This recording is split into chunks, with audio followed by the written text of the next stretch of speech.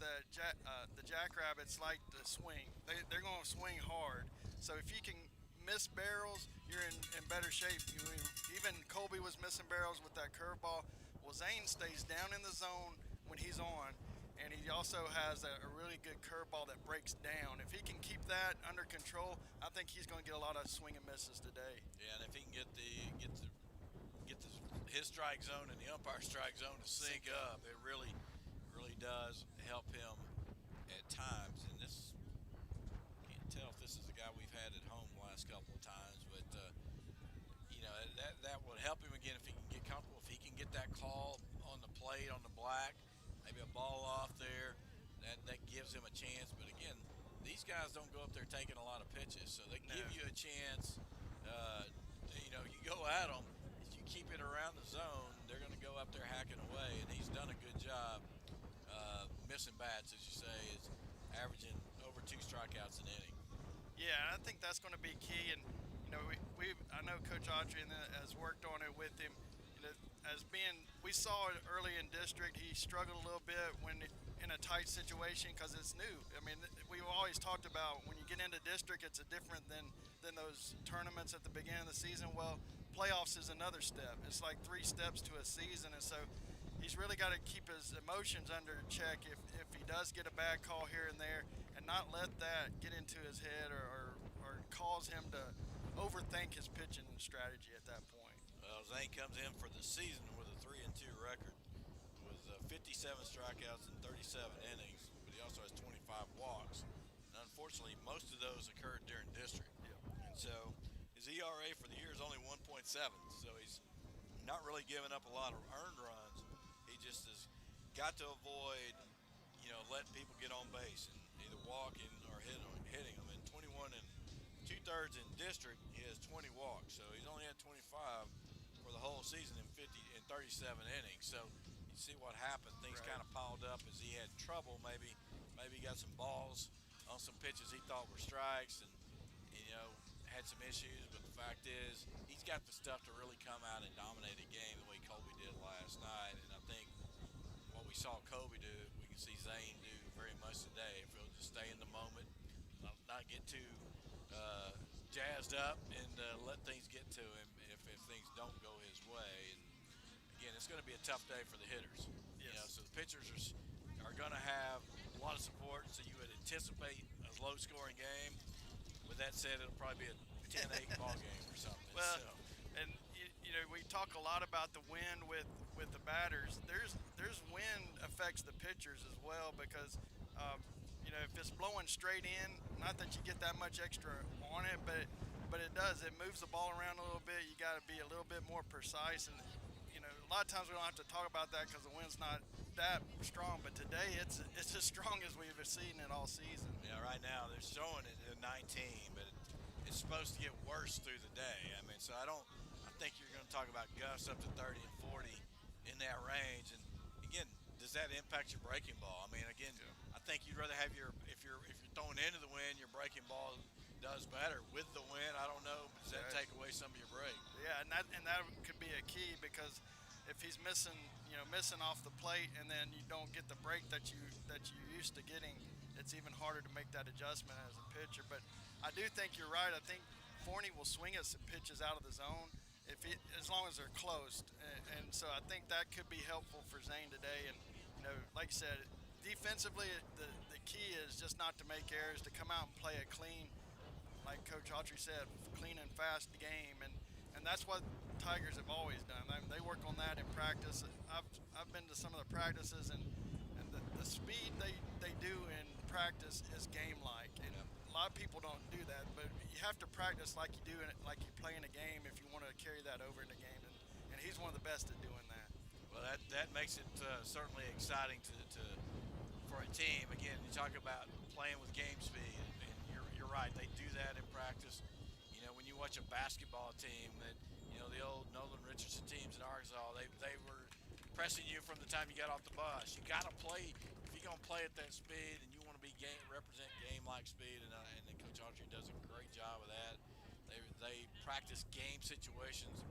I think you heard him in the coach's show talking about the pitcher when they were in did the slash and run. He says, well, he's 1.3, 1.4 to the plate. Everything they do is measured. You Yep. know, I mean, obviously they're not the only coaches that use stopwatches, but throws back to the from the catcher, throws home, how fast he gets it. Everything they do is clocked. He clocks the guy running to first base when Every they hit the time. ball. Yep. I mean, he knows down, and so this is data analytics without data analytics. It's data in his head. I mean, Right. it's just the things he does. And we talk about he's managing the game. He manages every play, and that gives you an advantage if you're that aware of what your team can do and what the other team does. Well, and the thing too, the players, it carries over to the players. So if the leader is doing that kind of thing, the players understand it and they start doing that and picking up on that. Just like we've talked about his signs and things like that. There's some pride in knowing that you have a complicated system and knowing that you can execute it the way that you need to do. And so that I think you talk about. I saw something this week about Jimbo Fisher talking about Alabama and everybody joking like that. Well, he sets high expectations. If you set a high expectations, you have to as a team because even if you don't think you're there yet, if you want to be there, you better have that expectation or you're never going to reach that. And that expectation is clearly set in Corsicana baseball. Let's go to the starting lineups now. Starting lineups brought to you by Collins Street Bakery. For the Forney Jackrabbits, leading off playing first base is Jake White. Josh Stevens in second base. Jalen Phillips in center field. Trent McGee, the DH. Ryan Dickey is the pitcher. Aiden Simmons in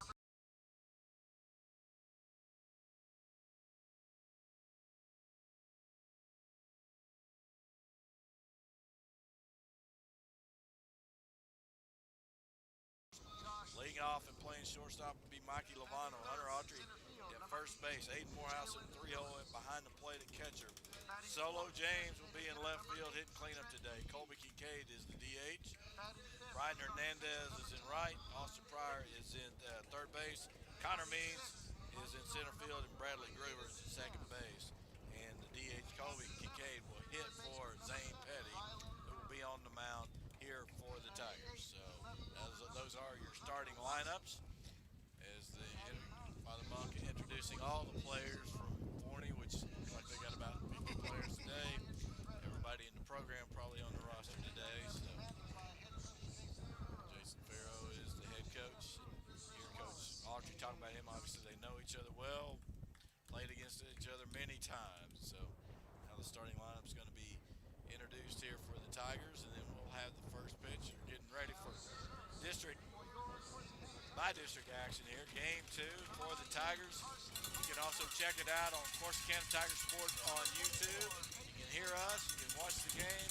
Adam and Scott have it going. Looking good. So why don't we go ahead and take our last break here before the first pitch. Listen, Corsicana Tiger Baseball will be back after this 2-minute timeout.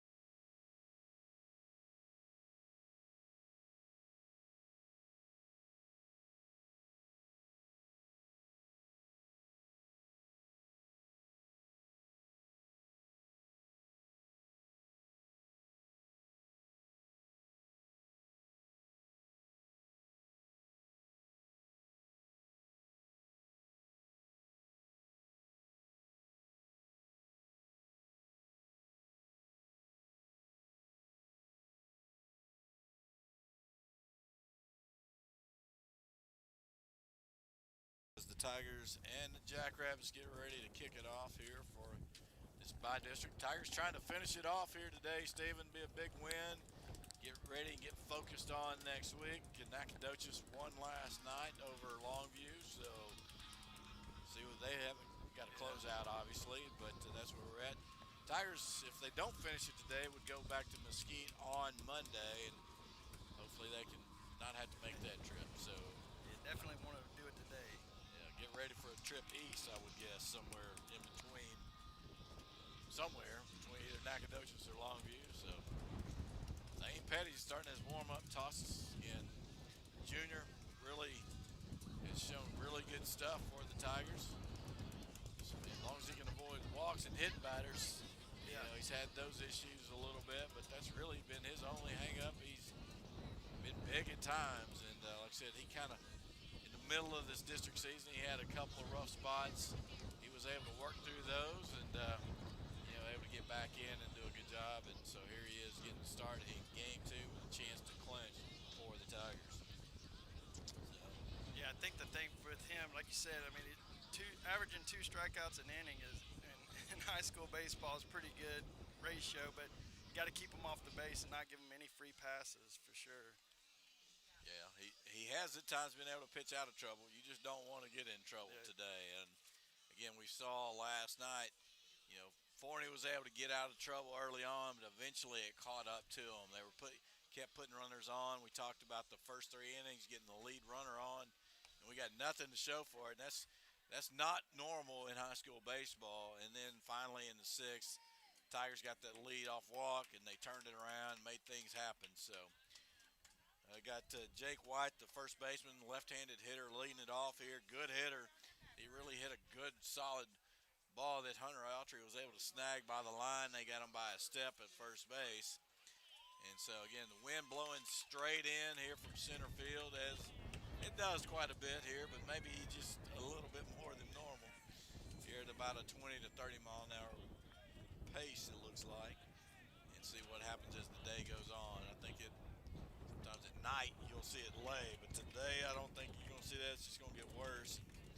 Jake White takes the first pitch, fouls it off. Again, first pitch swinging. These guys don't go up there with a thought in mind to take a lot of pitches. So see if Zane can. He had a good pitch down and in right there. Get him started. Throws a fastball up and away there. Count goes even at 1. Some good-looking players on this Forney team. Yeah, you mentioned a lot of left-handed batters too. Fastball stayed up on him that time, 2-1. White thought about chasing, but he was able to check. Zane's velocity looks pretty good early so far. If he can get that down, I think he can be successful. Misses out and away there. Getting the first pitch over. He's had some trouble getting it to where he needs it to be. Steps off, takes a deep breath. Again, you got to feel like you're throwing 100 there with that wind straight at your back. And that one, 4 pitches in a row. Not the way you want to start. If he can work through this here, he's going to face Josh Stevens, the second baseman. Comes in. Stevens last night grounded out and struck out twice. So runner at first, leadoff man. Nobody on here. Top of the first being brought to you by Winners Oil Company. Pretty good lead at first base for White. Pitch for a strike. He showed bunt, but pulled it back. That wasn't a sacrifice attempt. He was running out of the box right there.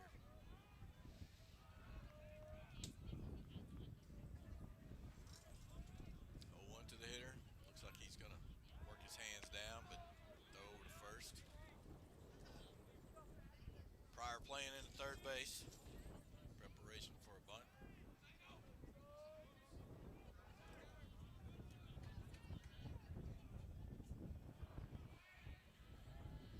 Bunt, bunts it, pops it, foul, gets out of play. Down in the count 0-2. Again, not executing the short game. Big crowd here already. Coming into Price Field. Got some new decorations, new wrap wraps, Corsicana Tiger baseball wraps all over the inside of the stands and the backside. Looks really nice. Got a time called here as the hitter steps out. Dressing up the part. Yeah, it looks really good. Drove up, I thought it was a different part.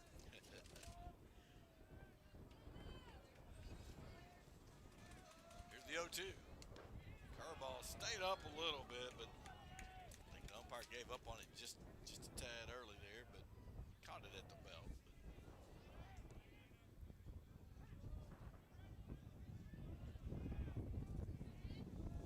Ball and 2 strikes, gonna throw over to first. Everybody's safe.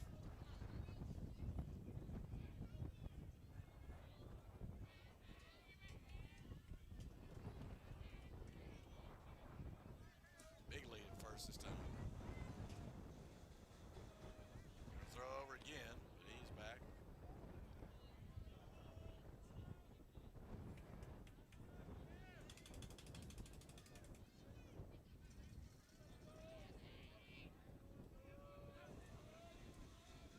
And there's the 1-2. Fouls that one off. That was a good job getting it down in the zone right there. I think sometimes with the wind at your back like that, you have a tendency to leave it up because it kind of sails on you, carries up. So you got to be, mindful to be throwing downhill. Here's the 1-2. Swing and a miss. Off speed. Big pitch right there. Strike him out. Man, how about that pitch? Yeah, that's that curveball. It Straight looks, down. Yeah, it looks a lot like the fastball coming in, and then it just, really breaks off. I think that's the pitch. Just like Kobe said last night, they have trouble with that curveball, and if he can really get that working, I think he could get a lot of guys out with that. Jalen Phillips steps in, and he toasted one last night. Fortunately, it stayed in the park. Means made it look like it wasn't that far, but he tracked it down. And I think out here at this park, that's going to be borderline at the wall. I don't know if he could do it in this wind, but let you know what he can do as a 3-hole hitter. So there's one down now, running first. Gint throws back. Getting a little closer over there. Making White work a lot.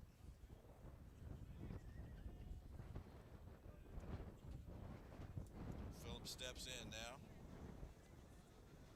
Pitch home. Fastball runs inside. 1-0 here to Phillips. On deck is the DH, Trent McGee. Holding 3 hits last night. It was 3. 4 hits. 4.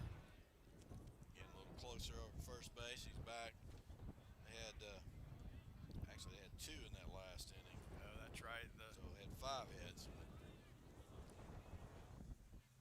There's a shot to left field for a line drive base hit. Solomon James up with it, gets it in. You'll have first and second now with 1 out. That fastball right there got way too much of the plate. Up about belt high and right down the middle. Obviously they're going can hit. They got good swings on the ball. So first and second now with 1 out. Left-handed hitter Trent McGee, the DH, is up. Let's see if he can hit a ground ball out shortstop here and get a double play.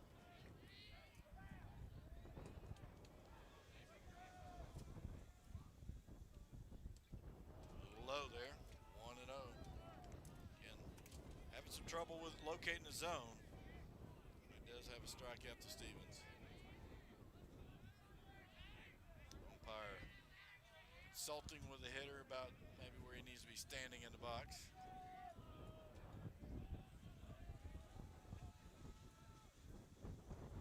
Here's the 1-0. Fouls that one back. Big cut there, but just a strike. 1-1. That fastball right there was running in on McGee's hands, and that was a good pitch.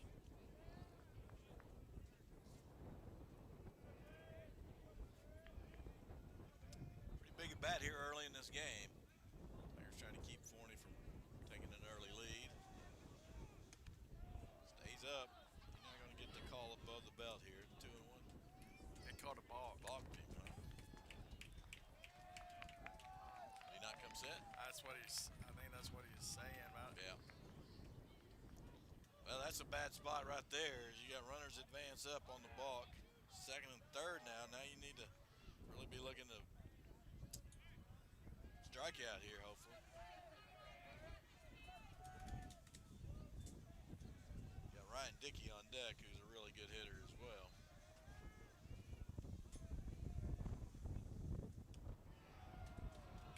It's a ball there. We've talked about it before in this situation too. You know, got to keep it out of the dirt because we saw it last night. That Yep. cost a lot of runs. And even with this turf, it's easy for the ball to get away. Well, Pete Daughtry not wasting any time going out to the mound here and trying to get Zane refocused. He is, again, struggling finding the zone. In trouble here with runners at second and third and only one out.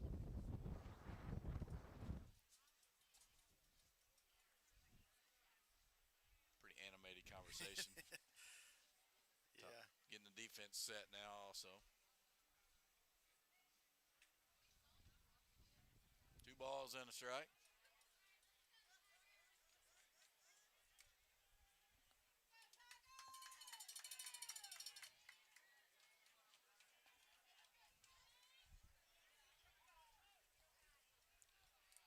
All right, let's reset. Step in the box.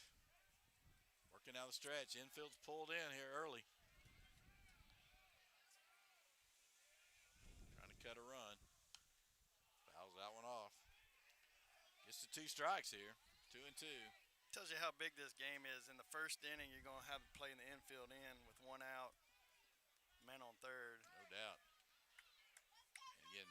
And again, Connor Means, center field, playing pretty shallow with the wind. Pretty much everybody's playing pretty shallow. So. 2-2, fouls that one back. Good job of spoiling the pitch there by McGee, but again, like to see him get back in the strike zone after the visit to the mound. Yep. So. Back foot slider. Yeah, I'd like to see that. With a 2-2 count. Yep. Gonna step off.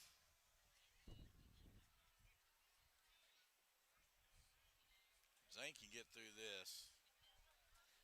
You know, not give up much damage. I think he'll feel good. We've seen him come out of that. Tries to paint the outside corner on a running fastball, but a little off the plate there. Count goes full. It's a good take right there by McGee. Yeah, it was. With 2 strikes, it was just off the plate. Be able to not induce a swing there. Swing and a miss. Got him swinging a high fastball. Another strikeout for Mr. Petty. That's his specialty. And brings up Ryan Dickey, another left-handed hitter who's swing and a miss. Got him swinging a high fastball. Another strikeout. Having the ability to get a strikeout in a situation like that is huge because, you know, a ball in play has a chance of scoring pretty much anywhere. So get that K, and now you got 2 outs, you can get out of it. That one stays up. And again, got a little help on it. You got him to chase one. It's really could have been ball 4, but you had a base open. So you could afford maybe to do that a little bit. But here we go now. It's a 1-0 to Bird.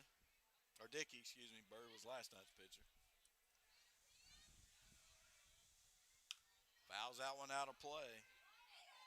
1-1 count here.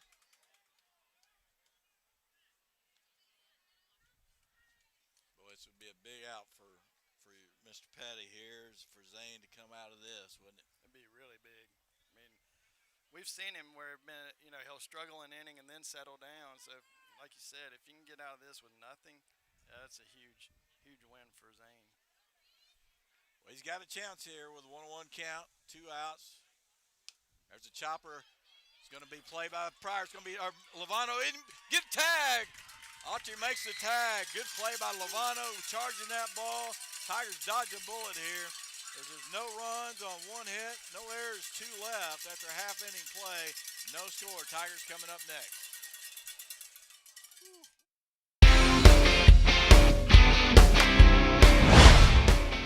That ball, Tigers dodge a bullet here. There's no runs on one hit, no errors, 2 left after half.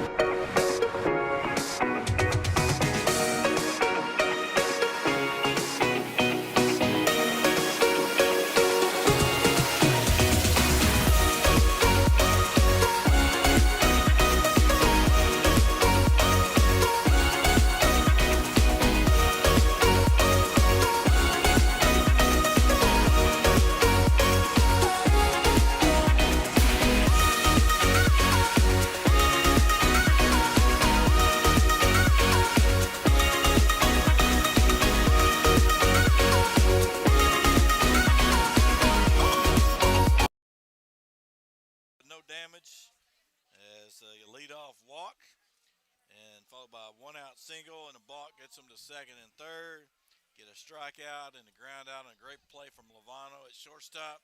Makes the charging throw. Autry with a quick tag as the runner. He pulled him off the base. Man, that's a big get out for the Tigers. Hopefully that'll help Zane settle down here. Yeah, I mean, that's a really tough play. When it was off the bat and got over Zane's head, I thought it was going to be too slow for Mikey to even have a play, and then he did throw it a little while, but it was into the runner side, so it was an easy tag there for Hunter. He just kind of let the ball run and carry himself. Obviously, he's done that probably 100 times, but yeah, very good job right there to get out of that inning, and hopefully that'll settle Zane down and he'll be able to be good the rest of the game. Just reminds you of the kind of talent that Mikey Lovano has. Yes. So. Well, he's going to lead it off here. Again, good defensive play. Guy leading off the next inning. Sometimes that works some magic. Lovano, Autry, and Morehouse do here in the bottom of the first. Bottom of the first is going to be brought to you by GoCo Trucking. And we got, again, Ryan Dickey on the mound. What did you see from him in his warm-ups? He had good breaking ball. It was breaking quite a bit. Pretty good velocity. He was a little bit wild on that to the outside of a right-handed batter, so little cross body stuff too, kind of dropping down, throwing across. So. His front foot seemed to kind of cross his body as well. Here's Mikey Lovano to lead it off here for the Tigers. Junior shortstop takes one up high, 1 ball and no strikes. Velocity-wise, what do you see compared to what we saw last night? It's a little bit slower. I think it's probably 4 or 5 miles per hour slower, but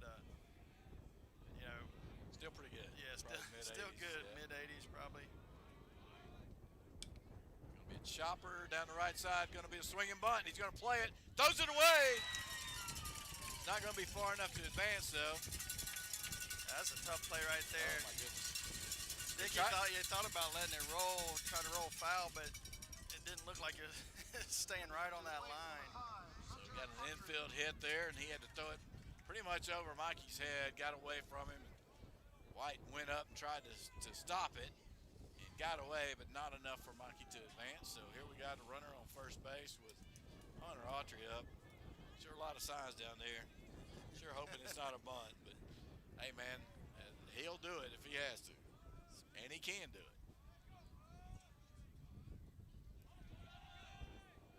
Throw over to first. Steps off the rubber first and then throws it over. Maybe is he lulling you to sleep I with a think slow so. move, I think that's and a just quick move? Just a little, let you know I'm thinking about you. Left-handed hitting. Hunter Autry stepping in.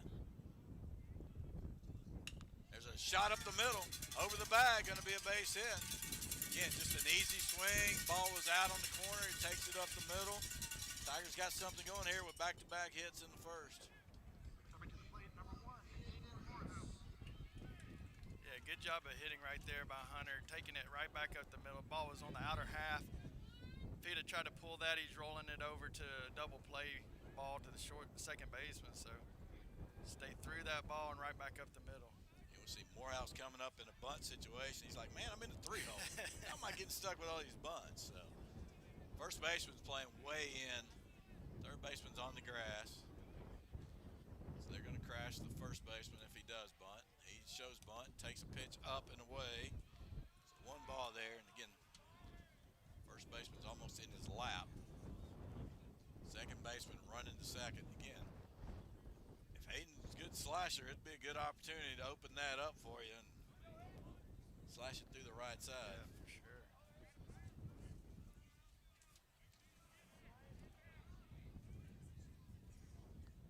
Solomon James waiting his turn on deck, try to pick up his RBIs. Showing bunt early. Takes a ball out. Oh, he calls that a strike. And the catcher had to reach for that. Yeah, that was kind of a crossfire. Yep. It did not catch the play, but it was, it kind of coming across. And so 1-1 count here to Morehouse. Again, they're probably not doing anything till you get strike 1. So here's the 1-1. He's showing early. Tries to bunt it, bunts it foul. that was a curveball, which is hard to bunt, especially one breaking. It started out at his body and then breaking back across the plate and down. I think that's why he called it. Yeah, he knew where he kind of picked up the pattern last night. So you might want to go to strike 1 bunt. Showing going to slash here probably. Showing bunt. Nobody's coming in, so if you do bunt. Up the middle, base hit. Hayden Morehouse playing in so shallow, then they don't send him. And a good throw there from Phillips. So your bases are loaded with no outs on a good job of hitting. Slash there from Hayden Morehouse. But unable to score the run. That's 3 hits, 3 straight hits for the Tigers. You don't want to take a chance there with nobody out. The way we're hitting the ball right now. And like you said, the approach both those guys right there took was excellent. Ball's not carrying deep. I'm kind of surprised that center fielder might cheat in even more. All the way up to the C for sure. He's just past the C. Here's Solomon James with the bases loaded, no outs. He has been good with the bat on the bunts. Swinging away, ground ball left side. Great job by Bird, diving. No play at home, goes to first. He does get him by a couple of steps, but man, if he comes home, he might have had a play. That's a great diving stop. I think he had intention to. I'm not sure if he didn't double pump the ball and not had a good grip on it. So probably made the right decision if that's the case, because he didn't want to throw home and not have a good grip and throw it over the catcher's head. We'll give Solomon an RBI on the play. 1 in for the Tigers. Second and third was still only 1 out. Colby Kincaid, who's been pretty good with the bat, playing the infield in here. He's also shown he can bunt if he needs to. And he's showing bunt. He bunts it foul as we're running the safety squeeze there. Now you may see a slash, huh? Yeah. He talked about how well he's been slashing the ball. Had a big slash last night. Yeah. So got the defense drawn in. And the outfield is playing almost in the infield.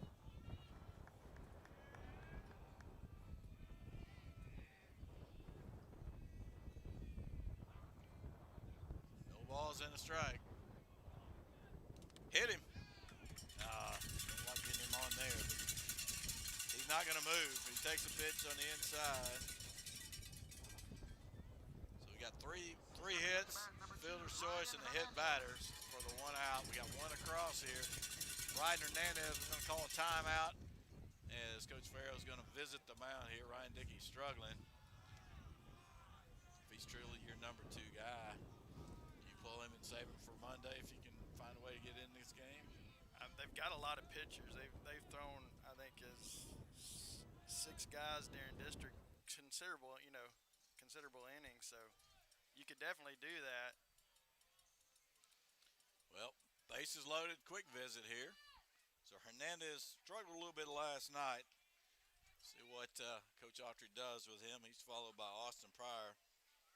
I like Austin down here in this part of the lineup. He's shown that he can pick up RBIs down there. Yeah, I do too. And Bryden, who was hitting .443 in district before he had to miss the last 3 weeks. So if he can get rolling again. So here we are, bases loaded, middle Middle infield's playing double play depth, playing in at the corners. Autry at third. There's a fly ball. It's going to be to the second baseman again. A little slasher right there is just going to have trouble getting out. So the Tigers going to have to do it with 2 outs now if they're going to pick up any more. Tell you what, I've been watching that second baseman. Heavy dude's a player for those guys. Last night he made a couple of nice scoops over at first, and I mean I can say it's almost like he's the leader of the infield too. A lot of times that's your shortstop, but I saw him telling the shortstop where to go and play. Yeah, I guess the shortstop's pretty young. He's being DH for yeah. So again, I agree with you. Second baseman kind of leading that infield. Here's Austin Pryor with the bases loaded. Shows a bunt, takes a curveball in for a strike. Again, probably not going to bunt with 2 outs, but you never know. So 0-1 count here to Pryor. Got one across here in the bottom of the first, but sure would like a base hit here and pick up another 1 or 2. Swing and a miss. That's a good pitch right there. Quickly 0-2, so the coach's visits at work today. Both of them, man. Yeah, that was a nice pitch right there on the outer half down.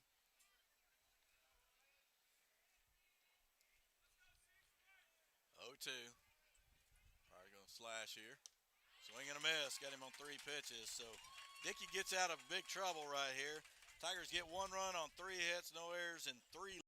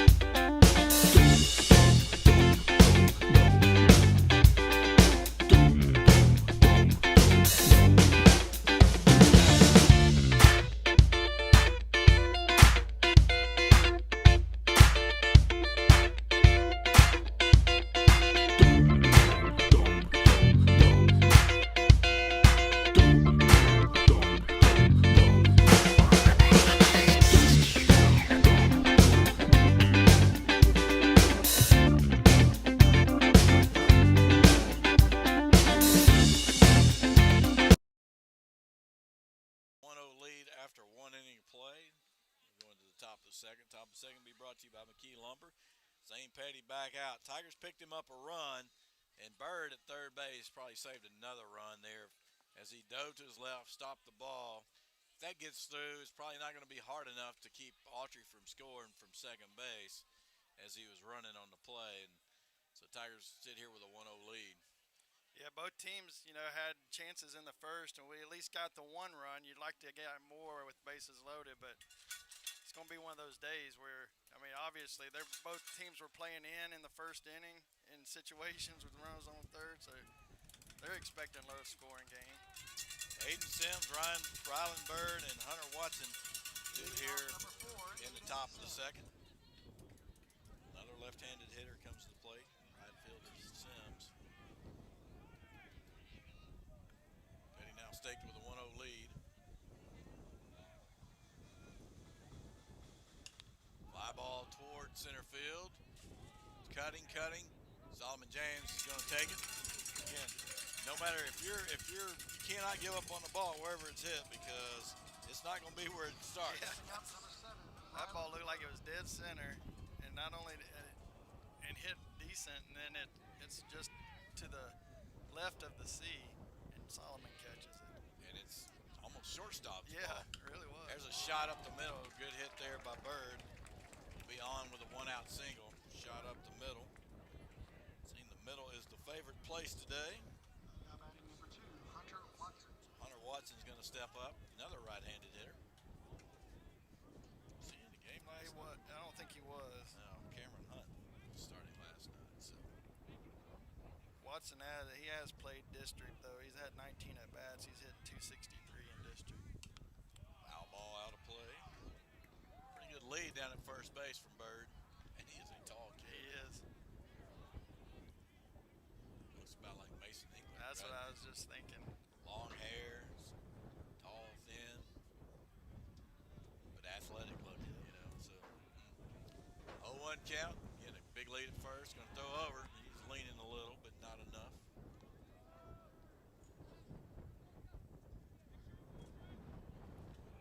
Tigers have had success in this series getting runners on base and into scoring position. Haven't scored as many as they would like. Woo. Nice curveball. That curveball was so good. Yep. 0-2. As Watson started to swing and just kind of halfway stopped during the middle because he had no prayer touching that one. That ball had a lot of movement on it. Up quickly, 0-2 now. There's a little flare at second base. Gruber up with it. Easy play. Again, he got into position quickly. Good job recognizing where it was going to be, but a lot of times that ball might be to the back of the infield, and really it's just kind of your normal spot there. So 2 quick outs, 1 runner at first base. Brings up the number 9 hitter, the catcher, Mason Bowring. Had a great tag on the play at home last night to keep it scoreless for a while. And that was a little closer over there, maybe a little lean going the other way when he moved over. Yeah, I think he had a little bit bigger lead over there too that time. Both feet are out past the cut almost. And first pitch swing, fouls it out of play. A lot of foul balls here for Forney. 0-1 count. Much better inning so far for Zane. Even giving up the hit that was started him off with a strike.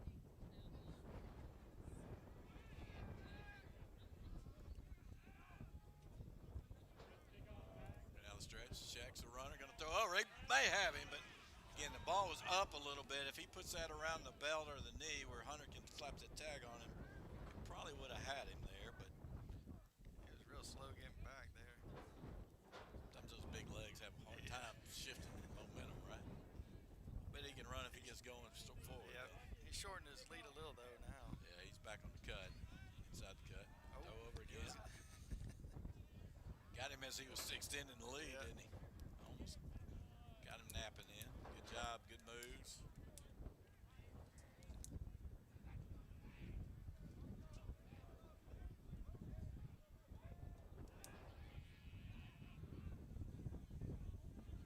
Here's the 0-1.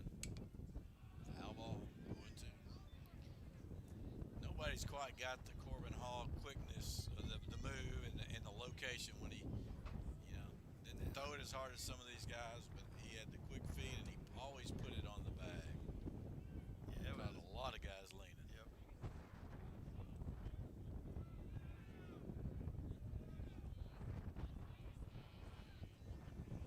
And the 0-2.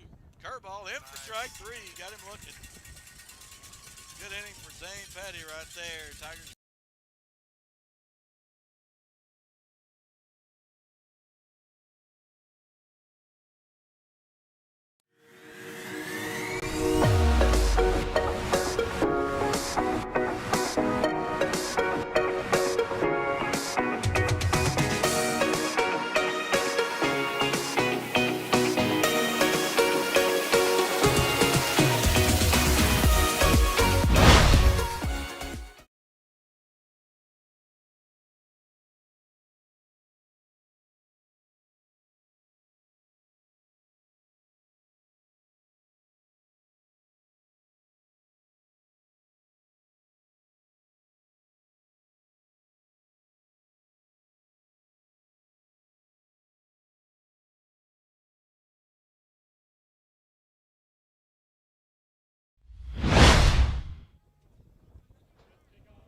down the stretch, checks the runner, going to throw over. He may have him, but again, the ball was up a little bit. If he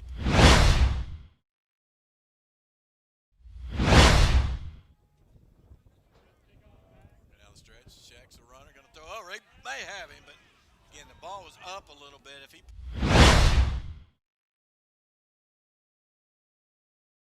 Lovano, and man, if you can get one of these guys on here for that top of the order, you got a chance to do some more cooking and maybe keep scratching runs. Yeah, get a couple couple each inning. That's the goal. So Tigers, Dane Petty really came out and had a really good inning there, Steven. Yeah, I liked his curveball that inning. He used it a couple times to get strikeouts and or looks, and it was really good. Boy, if he can throw that pitch, he's going to get a lot of strikeouts today. As Means takes a strike there, he shows bunt, but I don't think there was any intention there. Works it over the outside half of the plate. 0-1 count. That one gets away, is up and in. That time he's maybe looking for a drag bunt. Third baseman's playing in, so he could push it down the first side, make the pitcher play it again.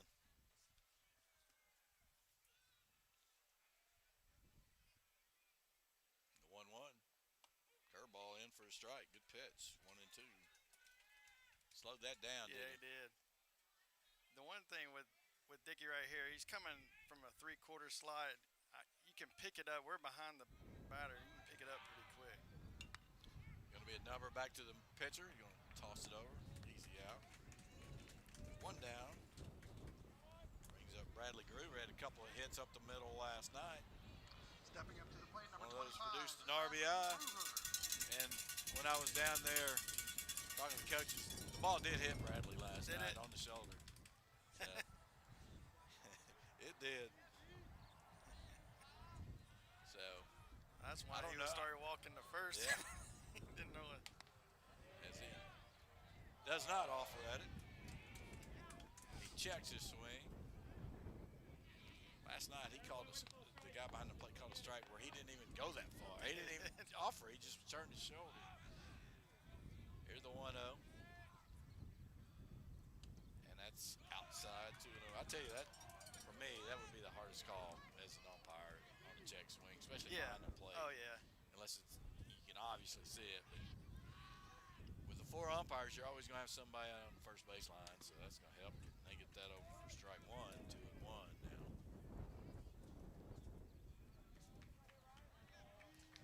Lots of folks here in the stands today. It's good to see. Hits him. So he's going to go to first. Got him on the inside of his arm. That fleshy spot right there on the back of the wrist, don't you think? Yeah, I think that was right on the base of the wrist. That hurts. Yeah. I've been hit there before. Pharaoh's going to come out and ask if he hit the bat. There was no bat sound. That was all flesh. No, that wasn't. He might still be arguing last night's, which maybe Yeah. that was valid, but They were going to make sure they hit him this time. Exactly. No question. So, Brian, that's a tough spot. I remember getting hit there, having seams for a couple Yeah. days. Any time on the hands anywhere, that really hurts. You've seen some guys' careers get ended from that. There's not much meat there to soften that blow, is there? So get you to the top of the order here with 1 out and 1 on. Stepping up to the plate, Bradley's at Tigers, first number base 7, now. Lovano. Maki Lovano, who had a swing bunt hit in the first. Had a hit last night, hitting a walk last night. He's also hit by a pitch. So had a good night back for Mikey. Already made a big play in the field here to save the Tigers a run. First pitch to Lovano coming. Shows bunt. Takes a curveball low. 1-0 count. Again, make them play defense, right? Put the Yeah. ball in play, use your speed. Wind's blowing in. You got to hit it 110 exit velocity and get it to center field. Quick throw over to the bag. And we saw a quicker throw there. Earlier we saw just a soft toss.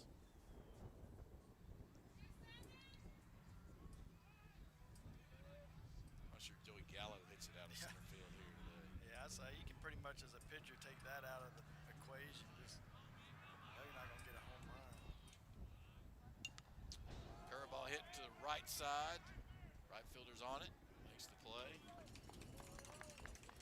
Inside out swing there, but got up in the jet stream. There's not much you're going to be able to do with that. So Hunter Autry steps up. Tigers, number 5, Hunter could get one down the line. He could. But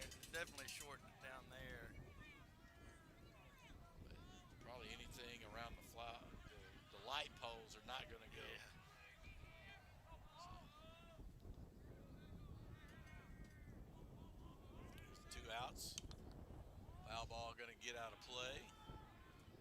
Ball started out probably at about where the third baseman normally stands and ends up well Over back. by the softball Yeah. field. Getting ahead here is Dickey. Had a tough first inning, but much better start here, even though the Tigers have a runner on. 0-1 count to Hunter Autry. Single up the middle in his first at bat. It's outside, 1-1. Had 3 straight hits in the first. Lano, Autry, and Morehouse. Got one of them home on a fielder's choice from Solomon James. Kobe Kincaid was hit by a pitch, then we popped out, then struck out to end the inning. Inside, 2-1 now. Again, as he drops down to throw across his body. Throws it from third base, just about. Yeah. Crossfire deal.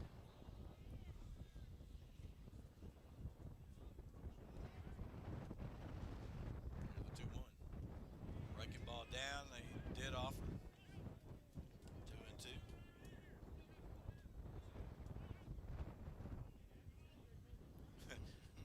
Heath Autry didn't think he went. Asking him to ask for help on that play, and he did not. Like you said, that's a tough call. Oh yeah. Again, his body motion's going forward. Here's the 2-2 inside, 3-2 now. Curveball. Throwing fastball down and in. Yep. I think so. That's what fooled him on that. Yep.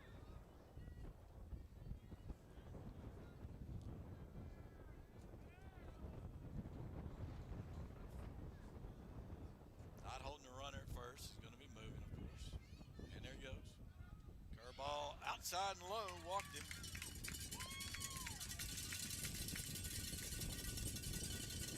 That is the first walk of the game. One walk and Second, two. isn't it? Now batting for the Tigers, number No, 1. you're right. 2 hit batters. 2 hit batters. So Aiden Morehouse has a single up the middle with a chance to pick up a run. He's got a runner in scoring position here with 2 outs. Again, outfield sitting on the infield.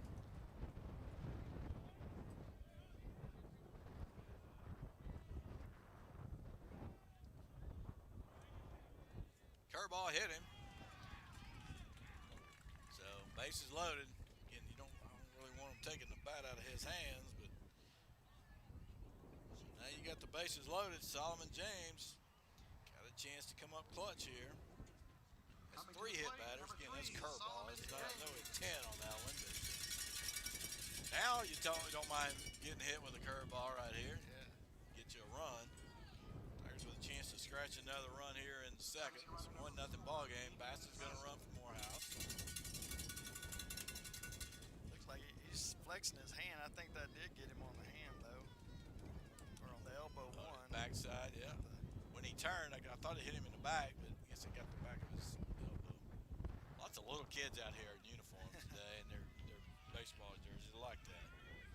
So 2 outs, bases loaded. Cleanup hitter Solomon James with a chance to pick up some runs. Pitch is high.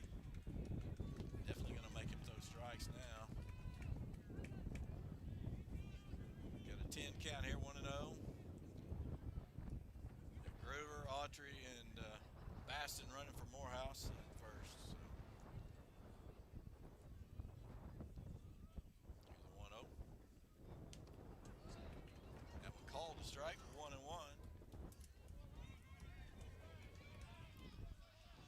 Got it down just enough to get in the strike zone. Got a 1-1 count.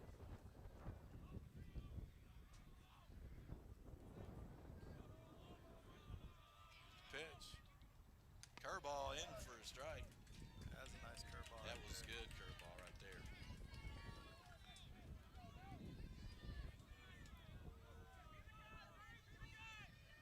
Late break on it with a big break. 1-2 now to James. And the windup. Hit him. demonstrative on the throw on the bat over, but picks up an RBI on the hit batter. That's the 4th hit batter in the ball game. That was a fastball. Nicked him a little bit. That's the 2nd RBI for Solomon. Doing what it takes for your team right there. Pick up another run. Tigers with a 2-0 lead now. Yeah, it's kind of interesting. You think about that. Bradley was on with 2 outs, and they didn't really kind of pitch around Hunter, but then all of a sudden, 2 hit batters later, and it's amazing how that can make a difference. Colby Kincaid is the ball magnet. Yeah. That's a curveball low, 1-0.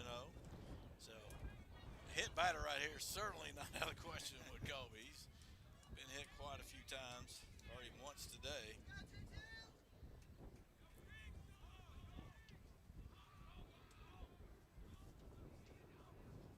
And Solomon even kind of inched in toward to that ball. Yeah. Fastball across there for strike 1 to Colby. That's the 5th hit batter for Solomon. And that's 7 hit by pitch for Colby so far. 2-0 Tigers here in the bottom of the 2nd. Bases still loaded with 2 outs. If they can break it open a little. Showing bunt. He tried to bunt with 2 outs. Wow. That's not exactly the fastest guy on your team up there either. But everybody, all the defense is playing back. So here's 1-2 for Kincaid.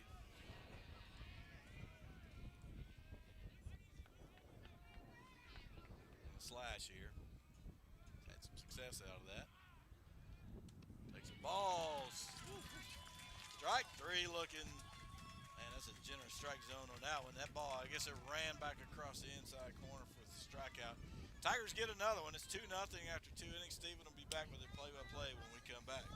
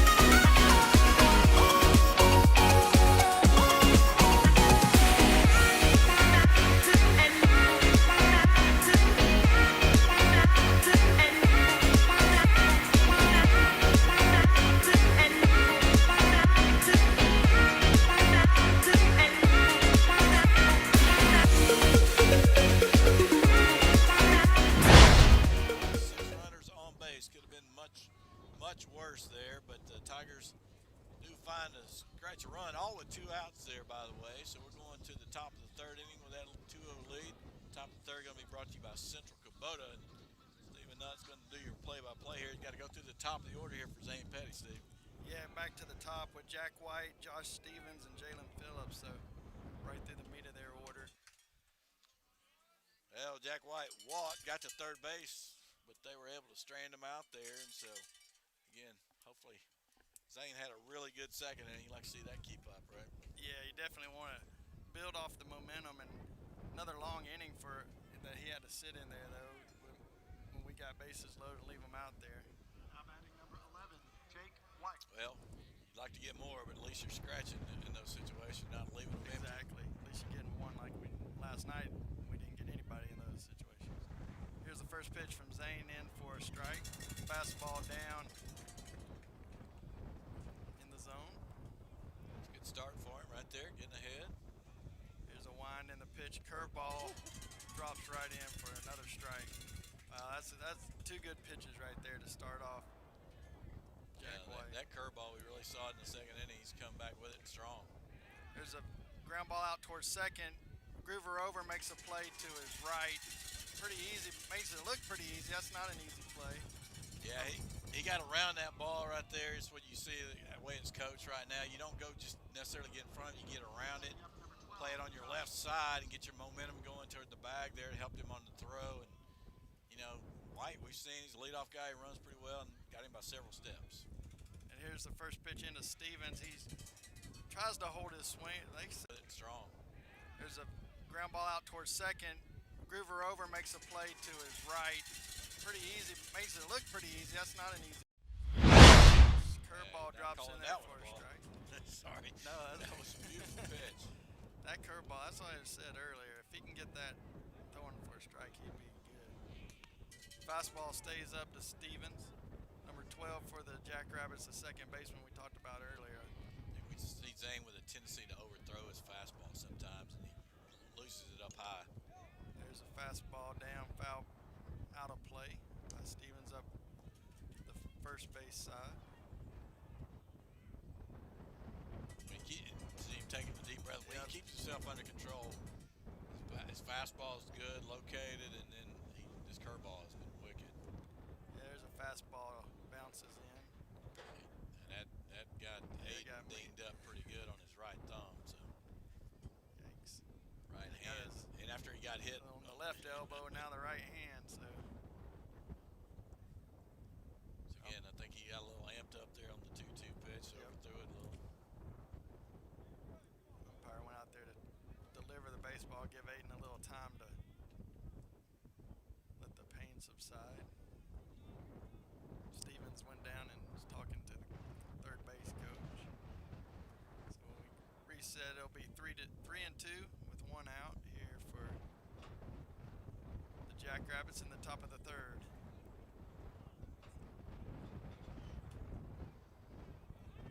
Well, you'd hate to lose him here after getting ahead in the count. Fastball, fly ball out towards right field.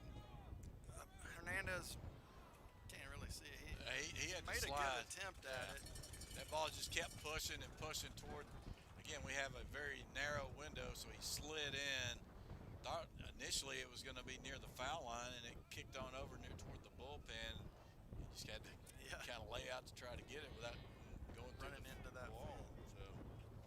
So we'll try the 3-2 pitch again. Zane Hernandez can't really see it. He had made to a slide. good attempt at it. Ball up again. It's going to be fouled out of play. He's done a good job of spoiling a couple of pretty good pitches for Zane. Yeah, those pitches on the outer half at the top of the zone. Not a lot Stevens can do with that other than try to foul it off. Curveball? I think so. I'd like to see it. 3-2. Here's a got curveball, away but it doesn't break. It stays up high.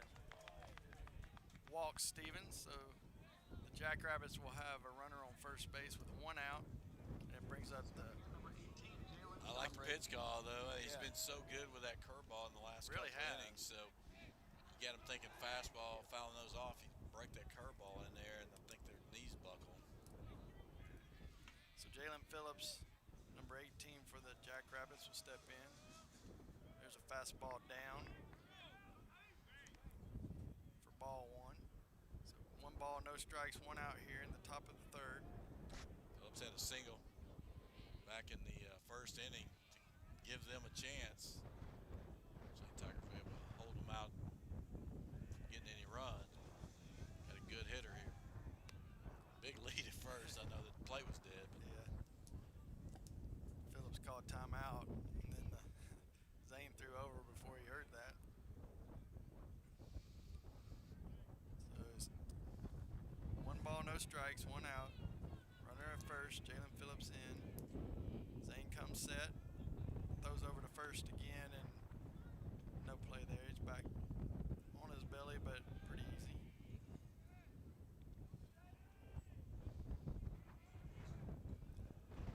Big lead. Yes. Zane delivers a fastball, stays down, gets past Morehouse, so the runner Stevens will move up to second base.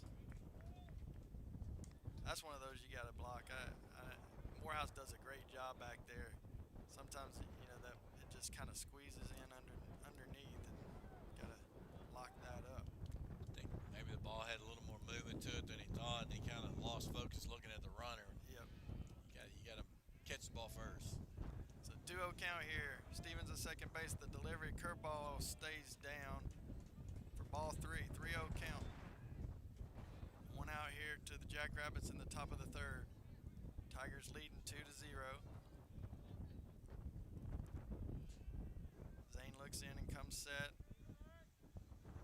Fastball down and still. So 4 straight balls there by Zane Petty to Jalen Phillips. Puts the Jackrabbit on first and second. Got a big strikeout of McGee in similar situation there in the first inning. Got him to chase a fastball up. Couldn't catch up to it, but again, Zane's struggling there with these 2 guys on back-to-back walks. Zane looking in for the wind and pitch. Curveball stays on the outer half. That's a strike. Good. Yeah. I think that should make it a strike. I think that caught the outside corner. Aiden's checking with the umpire what it was. It might have called it up since it was a breaking ball. And he caught it up around the top of the zone. Petty comes set, checks the runner at second base, delivers a fastball low. 2 balls and no strikes. Here to number 8, the designated hitter for the Jackrabbits, Trent McGee. Nobody throwing in the bullpen because I think your next pitcher's in the game right now. Whether it's Solomon or Bryden or Autry. There's a pitch in for a strike. Fastball stays on the outer half. Caught the black, so that'll be a 2-1 count here on Trent McGee. Runners on first and second. Zane comes set, looks at fastball is driven up the middle. It's going to be in for a base hit. Means throws, and they'll hold all the runners at the bases, so there's no play at the plate. That'll put Jackrabbits on every base. So we got bases loaded here with 1 out, top of the third. And it'll bring up the pitcher, Ryan Dickey, number 10 for the Forney Jackrabbits. Hit the slow roller to shortstop to end the inning before, the first inning with runners at second and third. Probably going to play double play in the middle, and you would think in at the corners here. Try to cut the run if it goes to the corner, but man, with 1 out, the whole offensive playbook is open. Aiden and Dickey having a good talk as they probably play some summer ball together. And I know Mikey's played. I think it's Mikey's played with Dickey and Phillips. One of the other, another kid, maybe Stevens. So here we go. Bases loaded for the Jackrabbits. 1 out. Dickey stands in. Petty's coming from the stretch. He comes set. Delivers a fastball, gets away, but not very far, so the runner won't move up. That ball was down and in, bounced into Morehouse. He was able to get a glove on it, but it did squirt away. Now we've got a 1-0 count.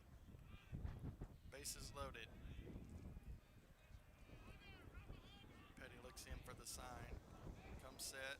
Fastball, ground ball out towards second base. We're going to try to turn 2 and over at first. Oh. And it's not, he's safe at first. That's not really a double play ball, no. But Bradley did a really good job of getting rid of that. Mikey had a good delivery over to first, but the runner Dickey dove into first. You don't see that a whole lot, but he did get in ahead of the ball getting there. They should have called him out for diving. So that'll make the score 1 for the Jackrabbits. So it will be a 2-1. Tigers 2, Jackrabbits 1. And then Coach Archer's going to talk about asking for interference the call way they we did called it last last night. Exactly.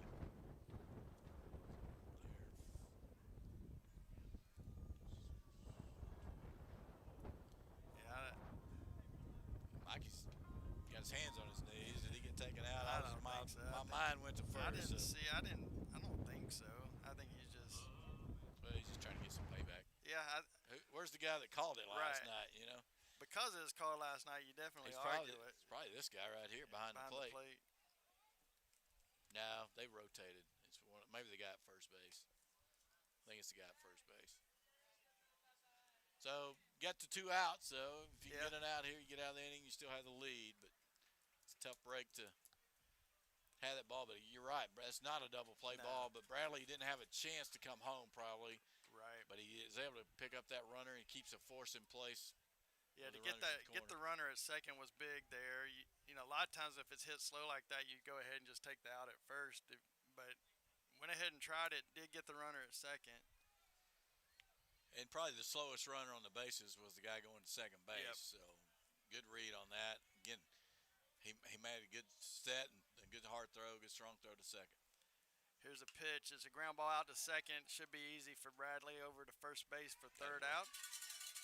Good job there by Zane to come back and get a first pitch easy ground out to the second base to end the inning. So we'll go to the bottom of the third with the Tigers leading 2-1.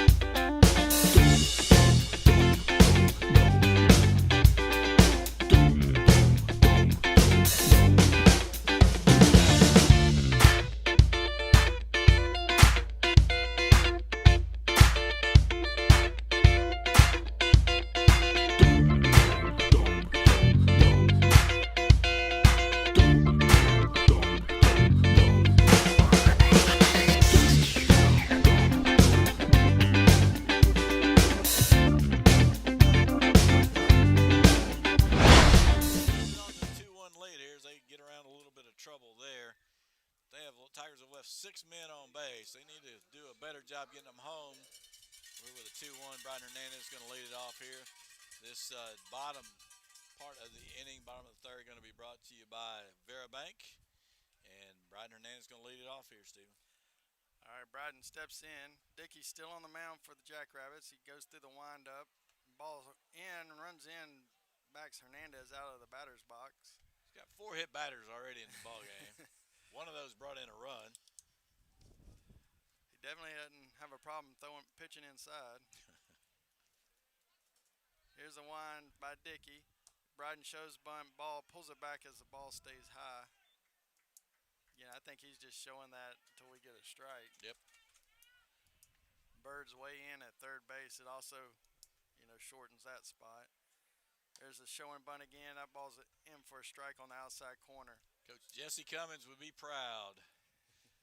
He was an old-time coach, coached the 58 team to the state finals, and he was a volunteer assistant back when we were playing. Man, he loves giving you that runner inside, corner, yeah. Doesn't he? 2 strikes. 2 balls, 2 strikes now on Hernandez. Nobody out. That ball's almost on the line. Yeah. There's a curveball. Swing. Drops it out to throw him out at first, but he does easily. So Hernandez is retired on the strikeout. It's a big break on the curveball, and just fooled him on the pitch. Yeah, I think he was expecting fastball and swung way out in front of that. So that'll bring up number 6, Austin Pryor, the third baseman for the Tigers. 1 out here in the bottom of the third. Dickey in the wind. He delivers fly ball out to center field. Again, it's not going to carry very far, and Phillips is out there, makes an easy play for out number 2 for the Tigers. So Dickey's had 2 quick outs right here after 2 innings where he had bases loaded, but he also had 2 outs early in the last inning and ended up loading the bases. So to see if Connor can get in here and make something happen. Yeah, Austin put a good swing on it, and just into this win, it's just going to die. Right into his glove. There's a fastball in way up. So ball 1 to Connor Means. If we can get Connor on base here, he's got some speed. Maybe we can get some more action. Fastball swing and miss by Connor. Yeah, Dickey definitely has the stuff. It's kind of very similar to Bird last night. Just not real consistent. Just all over the. Yep. I mean, really, Zane's Dickey are very similar, I would think. Oh, I hit the bull. No attempt to even catch it by the catcher. Yeah, that missed by so much it probably Probably bounced off the pad back there, Yep. straight back to him. So that'll take the count to 2-1 against Connor Means. Dickey in his wine. There's a fastball bounces up there for another ball, 3-1. Again, he throws some really good fastballs, and then he bounces one about 55 feet. So The frustration's showing on his face right here, and you know, is he able to control himself and get back into it?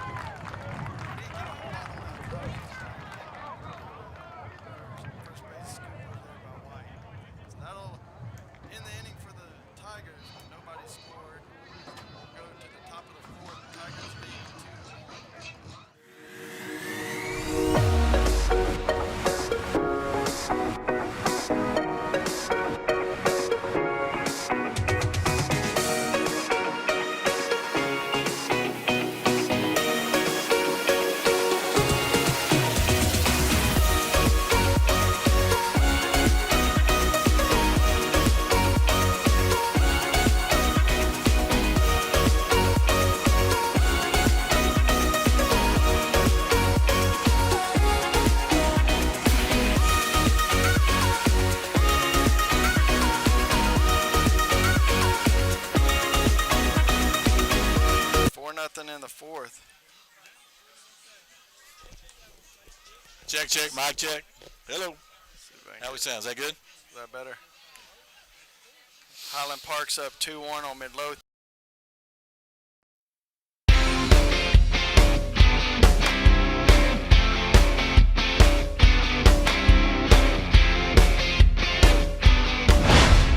As we move on to the fourth inning, Zane Petty back out. The top of the fourth brought to you by Russell Hudson Bookkeeping, and Tigers need to keep putting up a zero here, Steven. Yeah, definitely, and they got the back of their order. Got Rylan Bird, Hunter Watson, and Mason Bowring up for the Jackrabbits.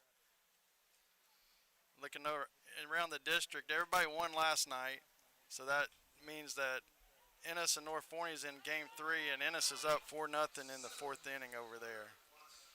Got Royce City and Joshua will be playing Game 3 at 3 p.m. today, and then Midlothian and Highland Park are playing their second game. Midlothian won last night. Highland Park's up 2-1 in the fifth over there. So here's Zane Petty. Winds pitch. There's a fly ball out towards right field. Hernandez over. He dropped it. Dropped it. He had to dive for it and kind of slide. That ball just kept carrying away towards the foul line, and he slid, and he had it in his glove, and then it bounced out once it kind of hit the ground. The ball is spinning away because it's a right-handed hitter, and then you've got the wind blowing it. Looked like it was going to be a routine fly ball for him, and he just kept going, and he slid, had it in his glove, and when he hit the ground, the ball bounced out. So that'll put a runner on first. Nobody out here in the top of the fourth for the Jackrabbits. Giving that a hit? I think he give it a hit. He went so far and had to slide. I think so. So there's a foul ball. Ryden's right now thinking he should have made the play. Yeah, he definitely thinks he should have made the play. That's just a tough play. With this wind especially, the way it just keeps pushing the ball over. So Zane can pitch around. I mean, these are the kinds of things that he's had trouble with at times when he has struggled. It's been, something bad goes against him and he can't overcome it. I'll throw over there, try to pick off at first base, but and he's got a huge He's so big. I guess when he lays down, he's already on the bag. Compared to some of the leads we were getting, he's got both feet past the cutout. Zane comes set, delivers a curveball in for a strike. 0-2 count here to number 2, Hunter Watson, the left fielder for the Jackrabbits. That curveball is almost like a splitter or something because it goes straight down. It does. 0-2 count. Zane looks in, fastball in, just off the plate on the inside part. Be ball one, 1-2 count. Let's find a way to race this guy. Get double play. Zane delivers the pitch up and stays up, so it's a fastball up and ball two. It's like we talked about last night, power pitchers, strikeout guys, sometimes they aren't efficient. And it's what we're seeing with Zane a little bit. He gets ahead in the count, throws the first pitch, okay, but then he comes back and throws a fastball that's not even close. There's a curveball outside that he got him to swing. Then he comes back and does that Yeah. for you, Yeah. That's his first strikeout since the second inning, too. He did not have a strikeout last inning, which is unusual. Yeah, for him. he's averaging over 2 or right at 2 an inning. So that'll bring up the catcher, Mason Bowring, with 1 out here and Bird over at first base for the Jackrabbits. Definitely like to get this out right here.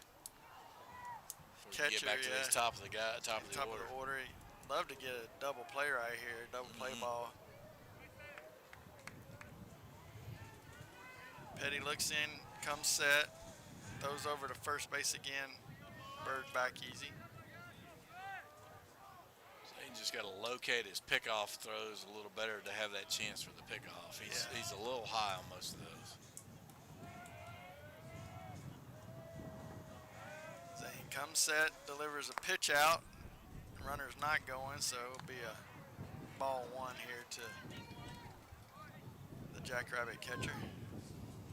Coach Archer going to keep the pressure on him. Don't help him out at all. You got a guy who needs to throw strikes, and you're going to call a pitch out. So Zane comes set, fastball in, stays on the inner half, and will be a ball. Runs the count to 2-0. 2-0, 1 out, 1 runner on for the Jackrabbits.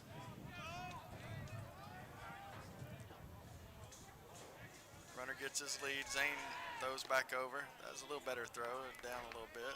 Closer, but Bird's back easy.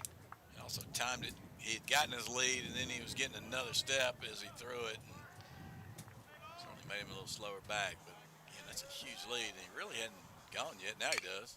There's a ground ball to shortstop. The runner was going. He gets in there. Throw over to first base is a little bit late. Almost got the double play there.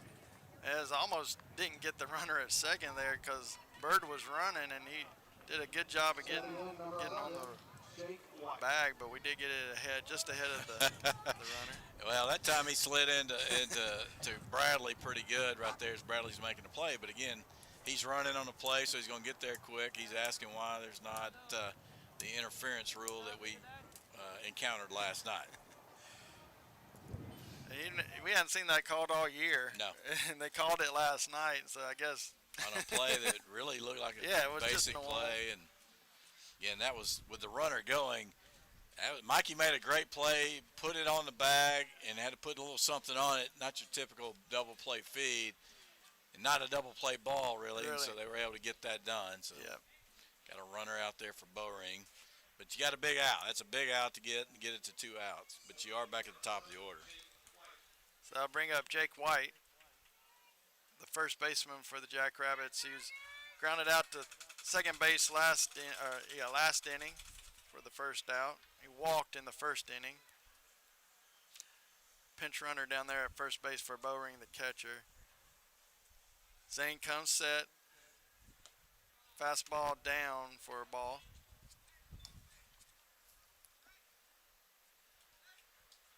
I think that runner for them ran last night. That He did. Merkson. I think you're right. Petty comes set. He'll deliver. The runner's going. A curveball. Throw down. Pretty good speed there. He gets in pretty easily. Running on a curveball is a good pitch to run on. I tell you what, Mikey tried to put the tag on him. It was a pretty good swipe tag effort there to get a shot at him. So that'll put a runner at second base now with Jake White, the leadoff hitter for the Jackrabbits, with a chance to try to drive him in. 2 outs, though. Here's the wind and the pitch. It stays in for a ball. makes the count 2-1 to the Jackrabbit first baseman. Petty looks in. Comes set, looks back at second base. Delivers a curveball that stays out into the other right-handed batter's box as White is a left-handed batter. Good hitter. I know they're trying not to give him anything too good to hit here and pick up this RBI. I'm sure they would rather pitch to Stevens. But if you don't get Stevens, you got some pretty good hitters behind him. Petty comes set. Fastball's outside for ball 4. That'll put Jake White on. So now have runners on first and second. Bring up the second baseman, number 12, Josh Stevens. A lot of stressful pitches for Petty in today's game. Yeah, I have to check his pitch count when we. Both these guys are throwing a lot of pitches. It's the type of pitchers they are, but. I think if he can get through this inning, you might see something different. Yeah.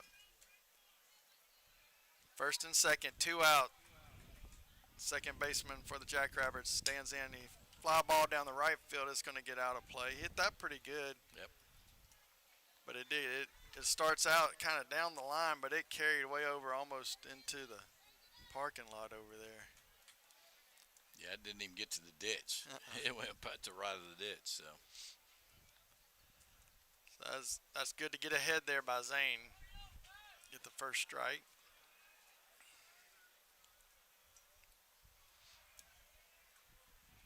Morehouse goes out, talks to him for a minute, comes back, and now we've got runners on first and second. 2 outs here with the 0-1 count on the batter, Stevens. Petty comes set. Curveball stays way up for ball 1. hadn't had the same snap on that curveball he had for a while there. Right. 1-1 count, 2 outs here in the top of the 4th to the Jackrabbits. Here's the pitch, fastball. He tries to hold his swing, and he's going to call it a swing. So Stevens didn't like that. He did not. I'll put the count at 1 ball and 2 strikes. 2 outs, runner on first and second. Petty delivers a curveball, fouled down the left field line this time. It's a better curveball again. That one starts in. He keeps it on an inside corner where we've seen him call some strikes, working it down. Good job of fighting it off. You know, pick at second base. Wouldn't be bad right now. I'd like to see him maybe give it a shot. Of course, he's playing. Merkson's taking his lead way back behind the bag, which you're kind of taught to do, but he's even further than usual. But Mikey's actually on the second base side of it. There's a fastball, ground ball to the right side. It's going to. Bradley gets over. He misplays it, and the run's going to come all the way around from second to score. Ball was hit in the perfect dead spot right there. Bradley got over there. He wasn't going to have a play. It rolled up his arm a little bit, not expecting the guy from second to score, but he was running all the way, and no chance to get him, and we are at a tie ball game. That's a tough play. Hunter's holding the runner on, so it's hard for him to make a play on that. Bradley went a long way to get that because he was playing more towards the middle and just didn't get a good grip on it, and then let the runner go all the way from second. So here we are. Nice curveball in to number 18, Jalen Phillips. And that, having the courtesy runner there for the catcher certainly helped, as Bowring probably doesn't make that attempt. So. Petty back. Curveball again into Phillips for a strike. I'll run the count to 0-2 against the Forney center fielder. Again, that ball was not hit hard. It was just hit in the perfect spot. There was nobody there. And, again, Bradley ran it down, but thought for a minute he might be able to keep everybody on base and not allow the run to score. But as soon as that ball bobbled a little bit, they were running the whole way. And with 2 outs, they knew that, getting a good jump on it. Here's the pitch. Stays inside now to Phillips for a ball. 1 ball, 2 strikes. So we got 2 outs here in the top of the fourth. Still 2 Jackrabbits on base. First and second with Phillips up with a 1-2 count. Petty looks in. Comes set. Fastball in the outer half. That's where Aiden was calling for. You saw him hold his glove, the mid up, like he wanted it high and outside. So Try to get that chase. like you said, I don't like giving them pitches that aren't close. 2-2 count, 2 outs. There's a curveball driven out to right field. Hernandez going back. He's underneath it and makes the play for the 3rd out. In the inning for the Jackrabbits, but not after they pick 1 run up to tie the game 2-2. And when we come back for the bottom of the 4th, it'll be the Tigers up to bat with the 2-2 tie ball game.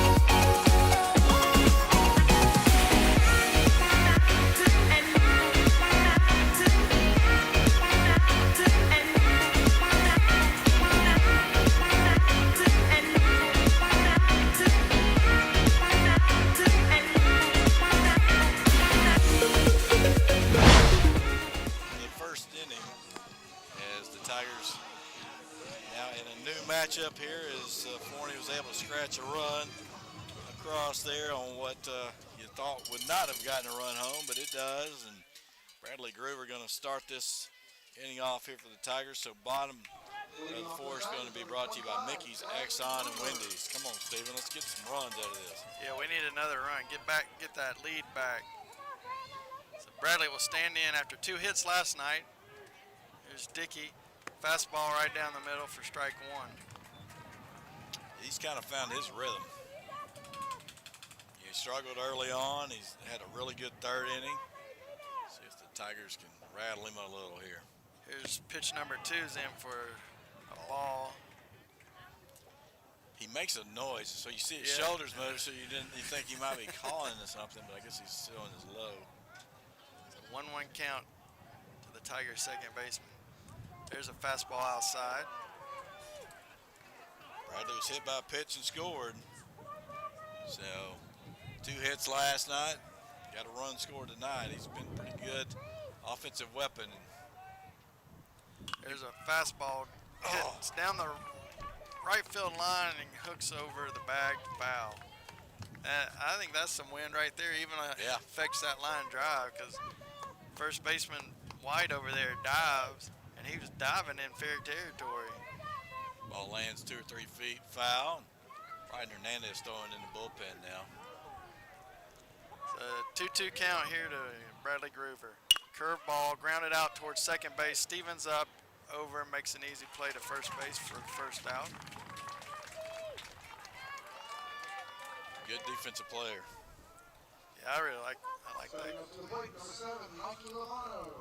Haven't seen the shortstop with a chance. Don't know what he looks like, but Bird's made a nice diving stop over there. It probably saved a run, even though the Tigers did score 1, kept it from going to the outfield, and then Stevens has made some nice plays. So 1 out here, and brings up Mikey Lovano. Fastball in for a strike. Yeah, sometimes I wonder, and I've heard Coach Autry talk about how important the double play is in high school, and sometimes you get a lot more double play turned by the second baseman, so maybe that's why he's over there. Yep. Second pitch is in for a ball. It's a harder throw than the shortstop. It is. As an old second baseman. There's a fastball, stays down for a ball to Mikey, runs the count to 2-1.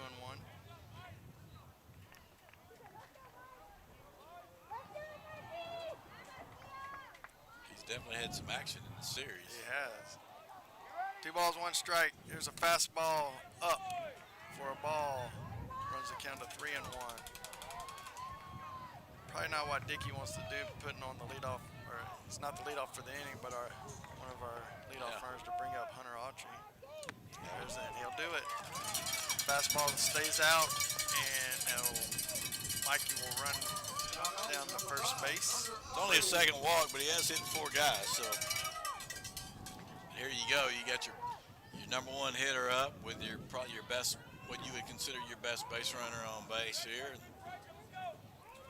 Autry going through the signs. Sure would like to see Hunter get a chance to drive a ball. He's already got 1 hit today and walked in his other at bat. Throw over to first base, Mikey back diving. Dickey definitely has a quick move that comes out while he's checking the signs. Throw over there again. I think we've tried this. Have we tried to steal? I don't think we have. We did last night, but it was in situations where there was no throw. Right. Mikey does have good speed over there at first base. He gets his lead. Dickey looks in, delivers a fastball down, bounces in for ball 1. Would have been a good one to run on as that ball bounces in there and he had to go and block it. They really have, even the hit that Hunter got was not a bad pitch. They've kind of tried to stay away on the outer half against him. If he tries to pull that ball, it would be a rollover.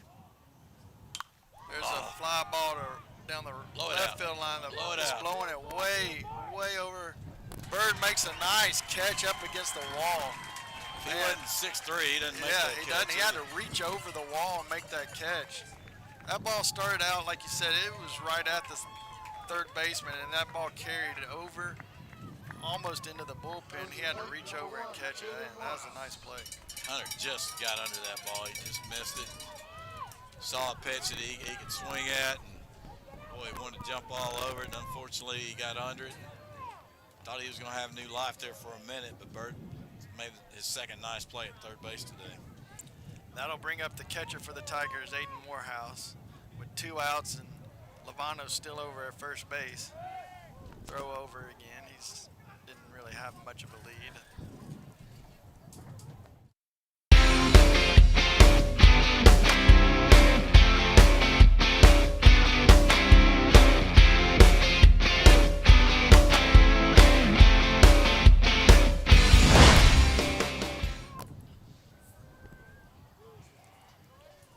Set now, and Morehouse steps back in. Dickey comes set, checks the runner. He bluffs, but the pitch, I don't know if that was a pitch out or just outside, but it's a ball. I think it was a pitch out. Catcher was moving early right there, I think.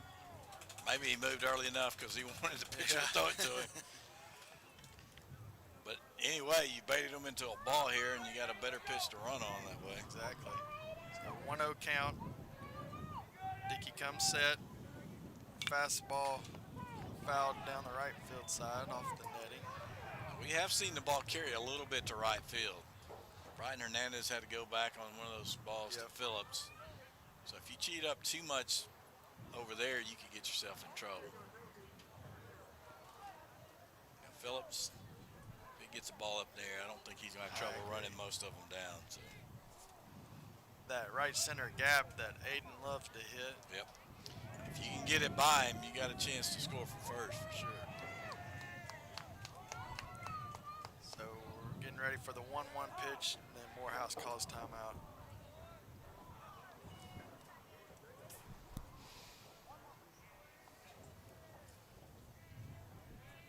We'll reset. 1 ball, 1 strike, 2 out. Here in the bottom of the 4th. 2-2 ball game. Dickey comes set, delivers a curveball fouled on the right side, out of play. Well, stayed back on that curveball as he saw it getting closer to the plate.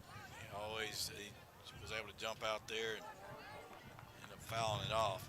Maybe didn't get his over as much as he wanted, but it was hanging a little bit for him inside.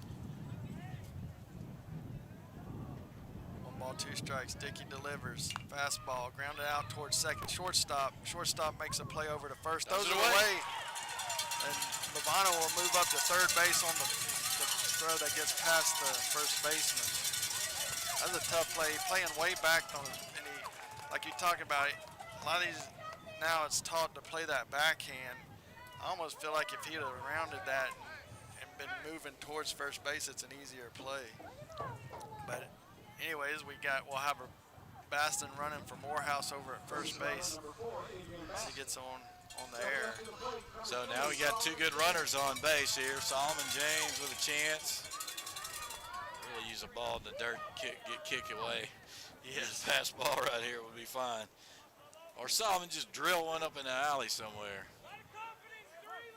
We've seen him hit that 6-hole over there between the shortstop and third base a lot. And they're kind of leaning toward the bags.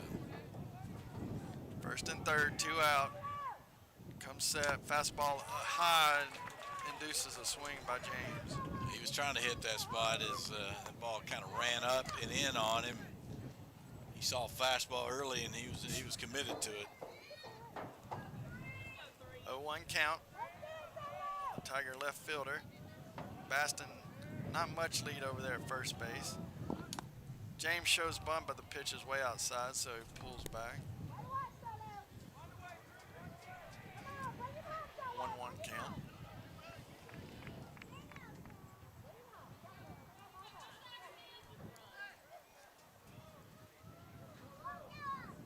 James steps in, gets his feet set. Little closed stance. Throw over to first base. Baston's back easy. I got a very big lead over there.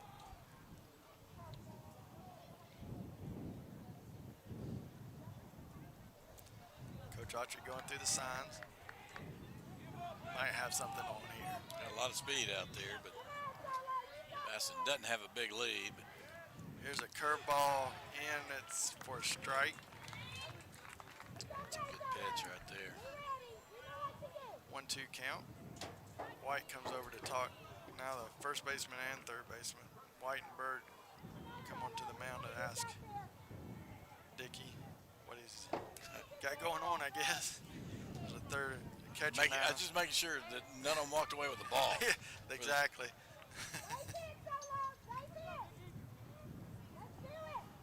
1-2 count. 2 outs here. Runner on first and third.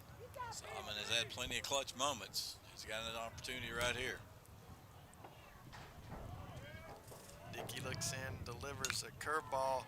James takes it down the right field line, but it'll carry on out of play. Yeah, you'd have to almost hit it to the middle of right field for it to stay fair, I think. You got to hit it to the light pole, just about, to keep it in play. Oh, spin and blow and looking for just a ground ball through the infield right now.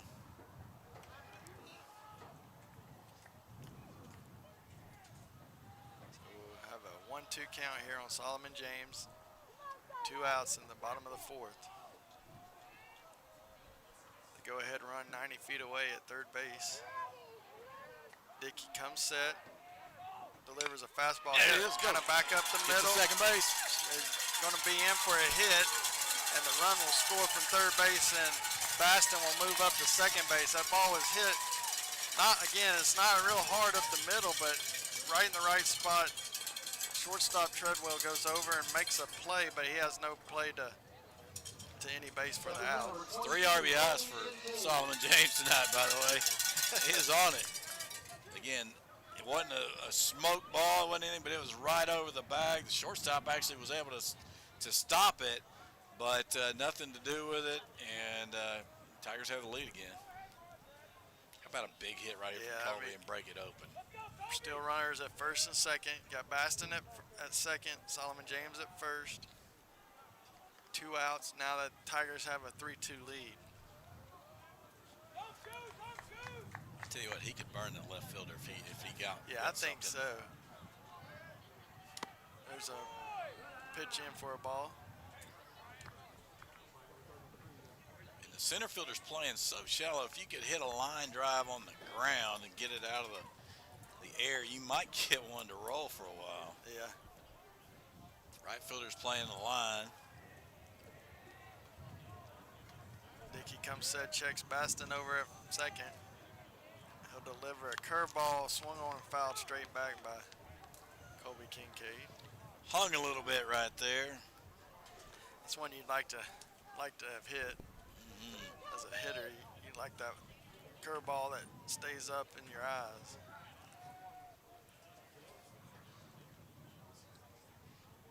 Had a big hit last night, Colby did. Had a couple of them in the game, so if he can get another one right here, got a chance to give the Tigers another run here. It's 1-1 pitch. Dickey looks at Baston at second, looks back in. Fastball fouled off on over the right field, out of play. So it'll be a 1-2 count here on the Tiger designated hitter.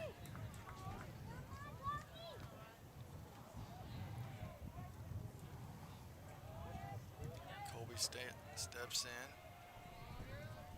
Dickey looks in for the sign. Comes set, checks the runner at second base. Fastball in, swing and a miss there by Colby Kincaid for the third out. But the Tigers do pick up one run to take a 3-2 lead as we head to the top of the fifth inning, and Jackrabbits will have a chance.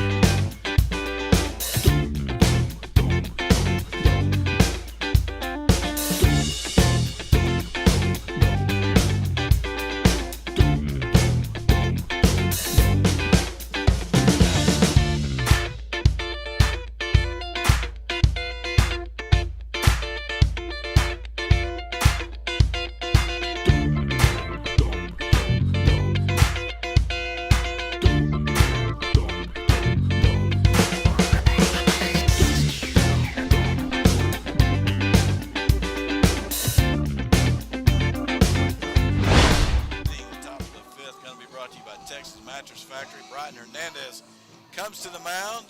Peyton Aycock will be out in right field in the spot held by Zane Petty. And so Brighton Hernandez hasn't pitched since Claiborne, right? I don't think he has. Yeah, so he hasn't hadn't played in 3 weeks, so he's coming in. He's had some big moments on the mound.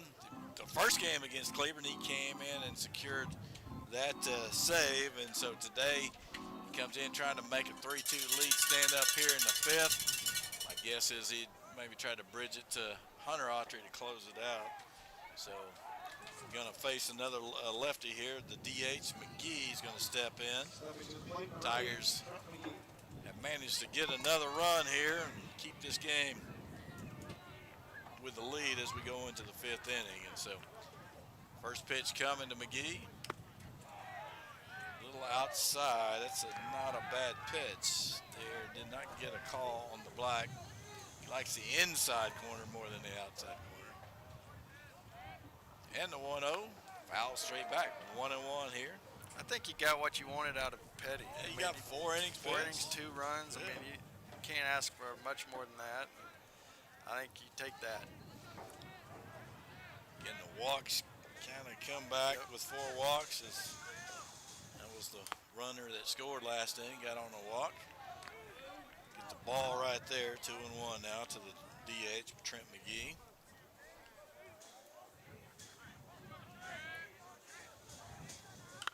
Fouls that one out of play. Gets it even at 2 now. Trying to get this leadoff man here in the fifth inning. Brighton, he's not classic like Zane is. He's all, kind of all over the place. Yeah, he's and not a tall, lanky kid. Right. He's short, but he is athletic, and you know, he got a good live arm. He is 2-2 on the count, and the score in Ennis was 5-0 5-0. Ennis in the fifth, and Highland Park's up 7-2 on Midlothian in the fifth. Broke it open, didn't it? Yep. There's a ground ball up the middle. Should be a base hit. It is going to be cut off by Means. Will hold McGee to a single. And his second hit, I believe. Yep, he had a hit last inning, or the third inning. Yep. So Ryan Dickey steps in to hit. Going to probably have a runner for McGee, I would guess. Be interesting to see who, if they're not using Merckx and the courtesy runner. Got number 1, Yeah, Treadwell, so he will go into, if that spot comes up, he will have to hit again, or they'll have to pinch hit and take him out. So. because he's the one being DH for, right? Yes. Number 1, Ryan Treadwell.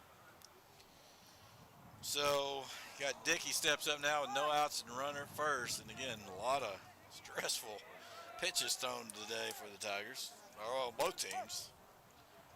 A lot of base runners. As Forney has left 7, the Tigers have left 8.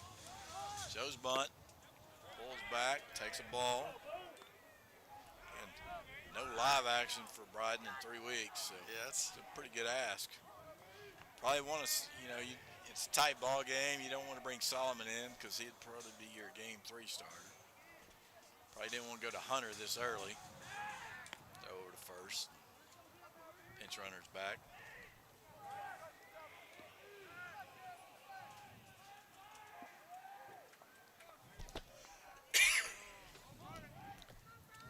I'm surprised they would want to lose McGee. He's had Yes. 2 hits In a 1-run game. in a 1-run game. Gonna show bunt here. Again, throw over to first base.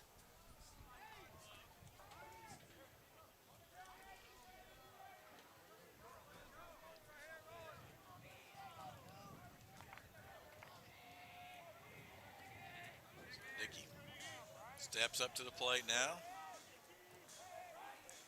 It's a 1-0 count. No outs, runner at first. Not bunting. Takes the ball low, 2-0. Yeah, I'm sure Bryden's thrown some bullpens over the last 3 weeks, but there's no replacing being in a game situation. So it's going to take him a few minutes. Yep. I know I got spoiled on 80% strike throwing from Colby Kincaid last night. Yeah, for sure. The 2-0 showing butt. Gets the strike there, 2-1. And I think it was a strike. He just doesn't always give that outside corner there. 2-1 now. Time call. Ball from somewhere. Little kids. Kids throwing tennis ball over the dugout, I'm sure. They lost their tennis ball. Oh, man. They ain't getting it back No. now. All right, 2-1 count. Checks that runner. Not going. Oh, man. Got an easy double play right there. The line drive. The runner was going. Miguel Lovano right there and makes the easy toss over to first base to erase the leadoff man. So, again, magic from Bryden Hernandez. We saw him do that over in Cleveland. Find a way to get a double play. That might have been the hardest hit ball we've seen today. Oh, my goodness. Treadwell Yes, it was. running on the play, and he just stopped. He knew there's no way I can get back. So just And it put the ball, put Miguel Lovano in the perfect spot. If he's playing regular, as Yep. hard as that ball's hit, he's going to be making a diving attempt to keep it on the infield. So 2 outs now, nobody on. Lightens the mood a little. Ground ball, chopper fouled on the right side. Count is 1-1 here to Aiden Sims. You That just is- feel everybody take a deep breath. Yeah. That's 2 pretty good balls hit there. Yes. There's a flare going to be fouled down the left side, out of play. 1-2 is that count now. Yeah, I think I'll get Hunter started. Yeah, I was gonna say. Get him over there and get At his least- curveball working. Yep. 1-2. Ground ball right to Hernandez. Toss over to first base. That's going to do it. Again, what looked like trouble. No trouble at all here. Brian Hernandez gets out of it with a double play line drive and a ground ball to the pitcher. So no runs, one hit, no errors, none left. After 4.5, it's 3-2. Tigers coming up.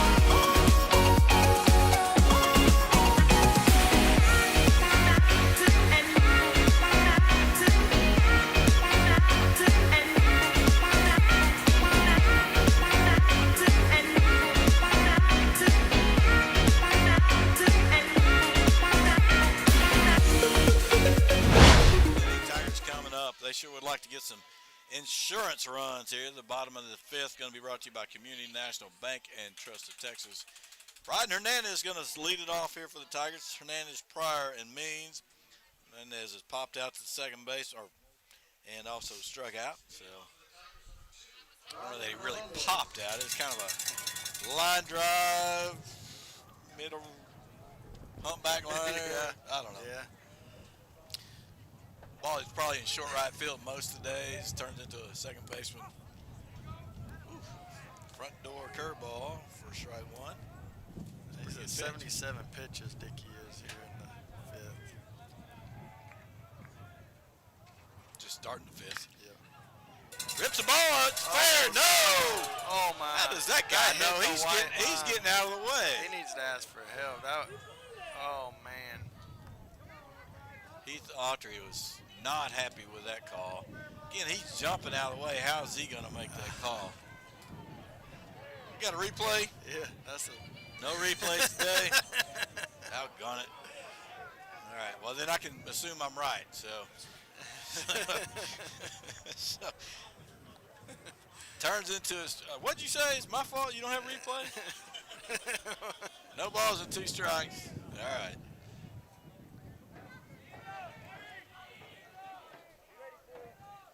Curveball in for strike nice 3. That's a really good curveball.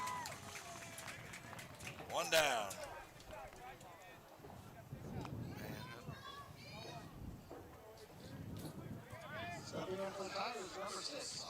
Austin Pryor, you go from having a double to a strikeout. Heath Autry is sitting over there seething right now. Bunt attempt for Pryor, bunts it foul. That is 1, 2, 3, 4 strikeouts. Yep, that's what I got. Okay, 2 of them looking. And both of the lookers are on the curveball. Here's the 0-1 Pryor. Ground ball to third. He plays it. It's foul. Good stretch by White at first, but it's just a foul ball, so it does not count. It's just 2 strikes. They're going out. 0-2. They're going to be complaining about that for sure.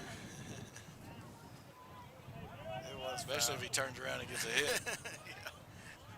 The opposite of the inning. Yep. Hernandez. Boy, he thought they're still having a discussion with the third base umpire. I think that was the guy behind the plate last night. So. Yeah. I thought he did a good job behind the plate. Except for the call at home, but That one call, yeah. I don't know that for sure. There's a shot up the middle. Second baseman with a bend makes the play. Again, I guess the wind blew it over there. Line out to the second baseman. Looked like for a minute it's going to be a base hit up the middle. Turned over to second base. Stepping in for the Tigers, number 8, Connor Means now steps in. He is 0 for 2 tonight. Today. No throwing in the bullpen, so I'm sure we'll have Brian Hernandez. Joe's bunt takes a pitch outside.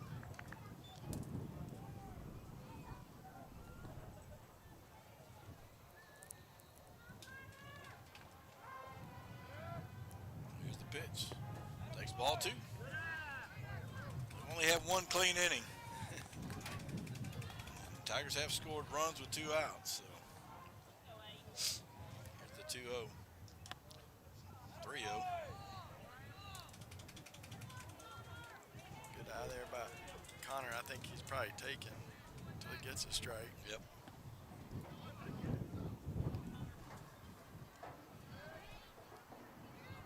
Here's the 3-0. Walked him. On 4 pitches. Man, that drives me crazy. Yep. He got 2 outs. Stepping in for the Tigers, number 25, Down towards the bottom of the lineup, you hate that as a coach. He gets more strikes called with his curveball than he does his does. fastball. He really struggles sometimes with that. Coach Farrow is He didn't like that call. not liking the ball and strike calls there.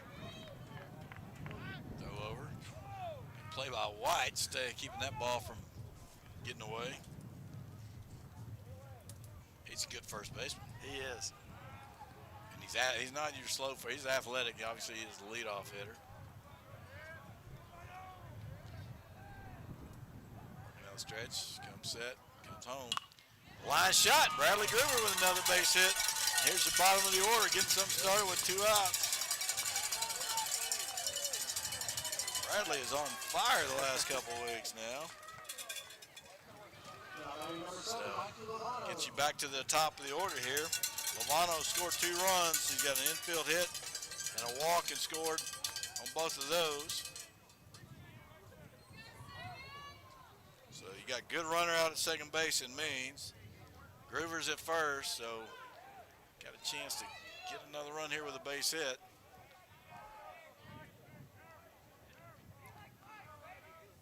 Lovano's ready for first pitch. Shows bunt. Takes one high.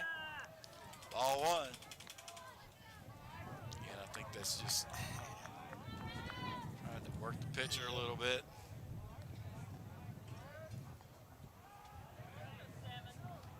If he gets one down, he can certainly get down the line. Sure would like to see him get a base hit though. Shows bunt. Takes curveball in. Again, trouble throwing strikes. Goes the curveball. Yeah. And it's a good one. I mean, I throw that a lot. Here's the 1-1. And comes set. Now he comes set. On his way home. Bounces that one in. A good job by the catcher, Bowring, to keep that down in front as he goes down and smothers one in the dirt. It's 2-1. Tigers with a 3-2 lead here in the bottom of the 5th. They sure would like to get another one here with 2 outs. We're trying to come through here with a 2-1 count. There's the pitch. Takes one outside, 3-1. If you're Dickey, you definitely don't want to put him on. Yeah. With Autry on deck. Who is due? He has one hit, start the game, and due for another one to get some RBIs. 3-1 count. Here's the pitch. Outside, walked him. He does.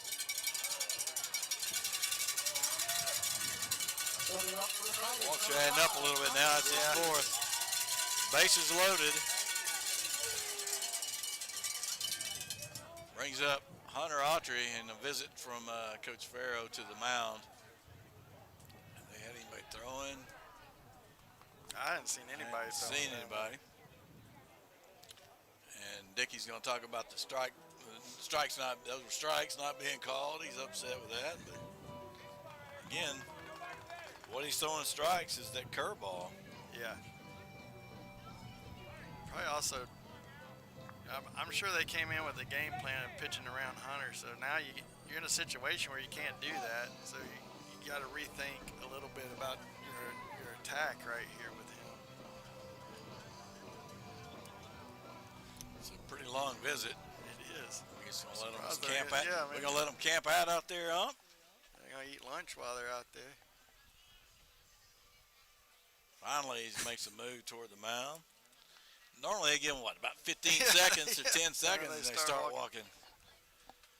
I saw Blooming Grove is down 5-0 in the third, so. That's not looking good. It's a really good district. It is. You know, Cross Troy, Lorena. Yep. West was the 4th place team in that district, right? Yeah, they were. So, you know, they're not bad, so. And so. He's going out there and he's joining the conversation. Yeah, are you going to let him stay? He Hey, thought he come was on. going to come out in a minute. Of course, he's still been in the third base umpires here. Yeah. The discussion's really come between on. the umpire and the coach right Yeah, now. I've never seen anything like this. Now they're going to change. Really? Going to the first baseman looks like White's going to make the change. So we're going to have a pitching change here, brought to you by Collins Street Bakery. Let's take a 1-minute break while we have this pitching change. Listen to Corsicana Tiger Baseball. Tigers up 3-2, trying to score here in the bottom of the 5th.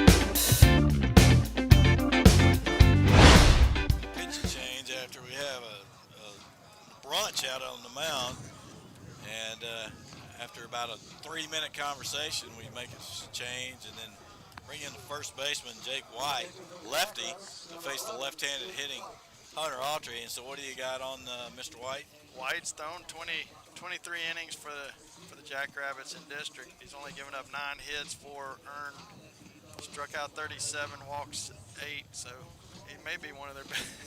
like man, they all sound the same. Yeah. They all have the same stats. From the left side, kind of resembles the Jonathan Childress they had a few years ago. Big spot here, bases loaded, 2 outs. Tigers have a chance to add to their lead here, but it's going to take a 2-out hit or a mistake on the part of the Jackrabbits to get those runners crossed. That's what Hunter Autry lives for. See if he's got a chance. Lefty on lefty here. First pitch. Almost hit him. Breaking ball stayed inside for a ball. He's certainly dipping that shoulder down there with a chance. So you hang a curveball right here, it might get out the right field line. Ball, no strikes. Fouls that one straight back. Stayed up a little bit right there, but it was something he could get eyes on a fastball. Just tipped it straight back.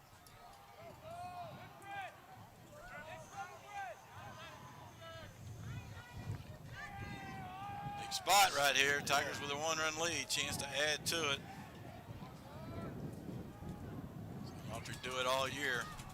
And has had as many RBI chances since he moved up to the top of the order.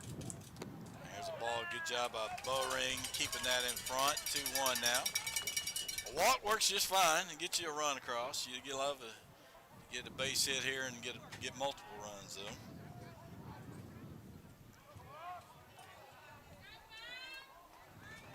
Ball's in the strike. Lefty to lefty. Here we go. Curveball or Breaking ball looked like stayed up, 3-1. Boy, find your pitch, you sit on it right here, and if it's not there, go ahead and take your walk. Driving the run that way. 3-1 count. Here's the pitch. Fly ball, got under it. High fly ball, what's the wind gonna do to it? Right fielder's calling it. He's gotta run a long way. Second baseman takes it, gets run over, but that is. Man, wow. That ball is a mid-right field ball, and it lands up in the infield, and just missed a chance there to add runs. As high as that ball was in the air, we score at least 2 runs if he misses it, but the Tigers don't score in the bottom of the 5th. It's 3-2. We're off to the 6th inning. See if the Tigers can keep it shut down. You listen to Corsicana Tiger Baseball on KAND.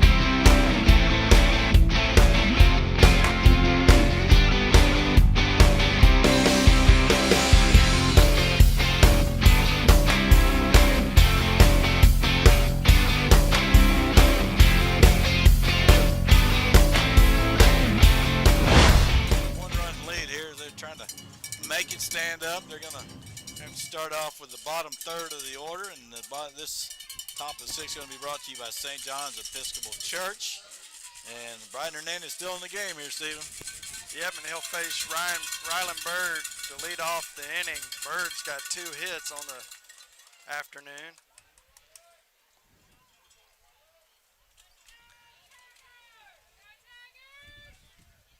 Hernandez in the line. Throws the fastball, stays up for ball 1 to lead off the inning.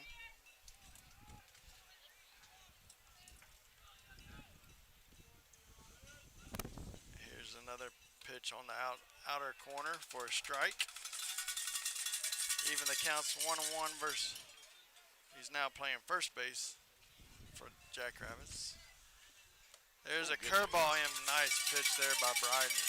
Might be his best pitch of the day right there. I think so. 1 ball, 2 strikes to Bird. Here's the line in the pitch. On the outer half, he does a good job of fouling that one off.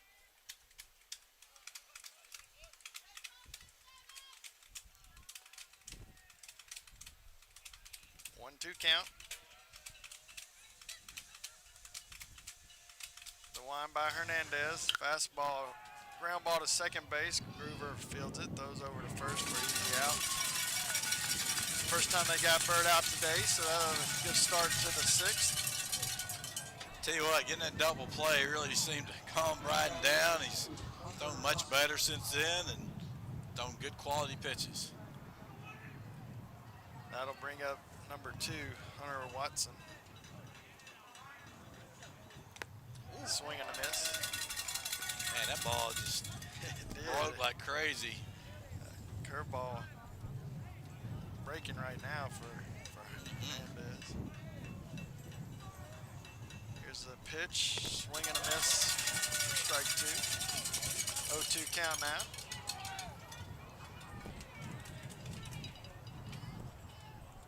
Hernandez likes to work fast. He's in the line. There's a ball down. Trying to get to Chase there. Got him down 0-2. Trying to go get him to chase that one in the dirt. You know, Bryden's used to closing games. This is kind of his role, what he's done on his travel team. There's a strike 3 on the outer corner taken there by Watson. We're out number 2 here in the top of the 6th. That'll bring up the catcher for the Jackrabbits, number 14, Stepping in number 14, Mason Bowring. That's a good looking pitch. Good sequence right there. Here's the wind in the pitch. Fly ball down the right field side over into the bullpen for the Jackrabbits. Makes the count 0-1. Regardless of what happens, you're going to have to go through the top of their order to win this ball game, though. Like you might see Hunter in then for the I 7th. wonder if you might make a change. Or Bryden's, oh, he gave up on that pitch. That was a strike. That looked good. I think he gave up on it, don't you? Don't you think I do think he did. the ball broke It right broke on him? down. 1-1 count. 2 outs here. Top of the 6th. There's a swing and a miss by Bowring. I don't know, man. He's throwing pretty good right now. He is. I'm with you. I think maybe you let him at least start. I think Hunter throws some pitches, though. There's a ball up the middle.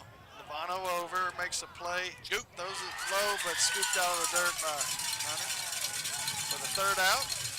So no first, real clean inning there for Hernandez in the top of the 6th, and we'll be back for the bottom of the 6th with the Tigers leading 3-2. Nice play. Yeah. Both sides. Yep. But I don't know if Austin can make that or not. Probably not. I mean, I don't know. He made some really good plays, but he sure made that look easy. Yeah.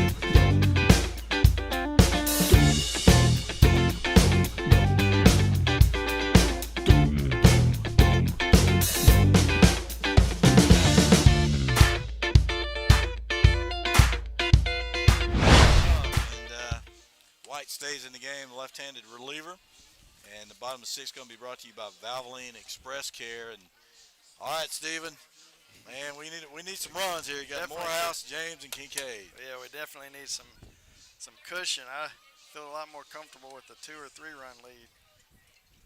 Or 6. Yeah. Yeah. But Bryden was really good that inning. He man. was. He took strikes. He commanded the strike zone. His breaking ball was incredible, really. Yep.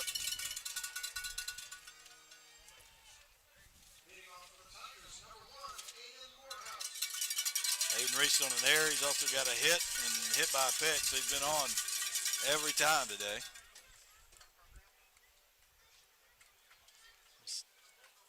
White stays in the pitch. The lefty, the big lefty, played good over there at first base earlier in the game, and he'll look in, and he winds in the pitch. Ground ball out towards shortstop. Treadwell throws over and gets the out. So pretty routine play right there. Morehouse got down the line pretty quick, made it at least close there at first base. Tigers are 3 outs away, and that's kind of your focus right now is getting those 3 outs. But again, you sure wouldn't mind adding to that and giving yourself a little leeway here. So that'll bring up number 3, Solomon James. There's a first pitch is a ball outside. Little running fastball right there, runs away from the hitter.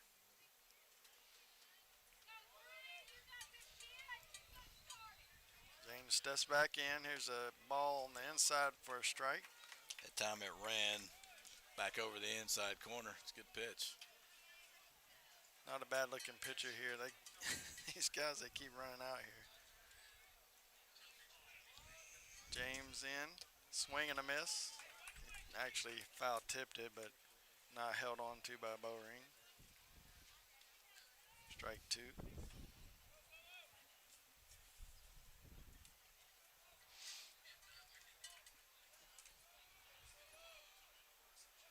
1-2 count. One out here in the bottom of the sixth. White looks in, goes through his windup. Curveball stays on the outer half. Out. I don't think it ever got to the plate No. there. So 2-2. 2 balls, 2 strikes, 1 out. The wind and the pitch. Fastball hits James on the knee. Fastball in. White wants to say he stuck his knee out there, but that ball was pretty far in. Yeah, it was. Solomon certainly didn't Yeah, move. he didn't move at all, but I'm not But sure. again, that's his second hit by pitch Yep. today. Solomon's 3 RBIs today. Got a fielder's choice that could have been a hit. It's not for a great play. It was hit by a pitch that generated a run, and he walked. I mean, he got a single that it also generated a run. So big day for Solomon. Throw over, he gets back easy. We are not threatening at first base. No, we're not. We're not even a foot on the cutout. Kincaid's up the bat. He'll show bunt. He will bunt out in front of home plate. Bowrings plays at first base, and he gets the out there and moves the runner James up to second base.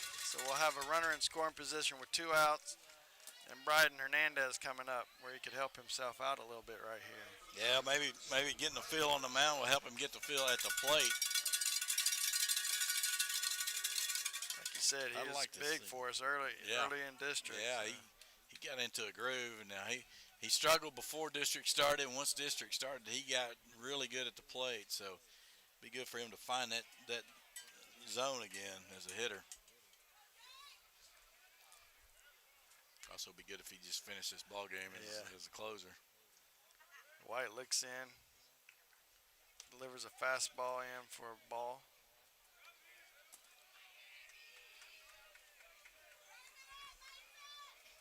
James getting a decent lead over there. They're at second base.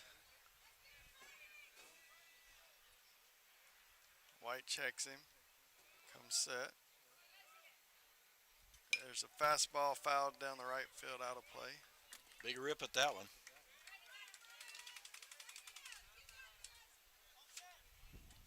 Tell you what, they've done a much better job today of not allowing balls to get past the catcher.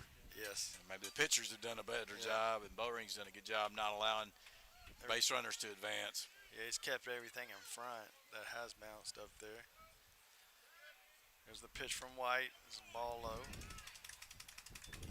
Obviously Bird's action is so strong.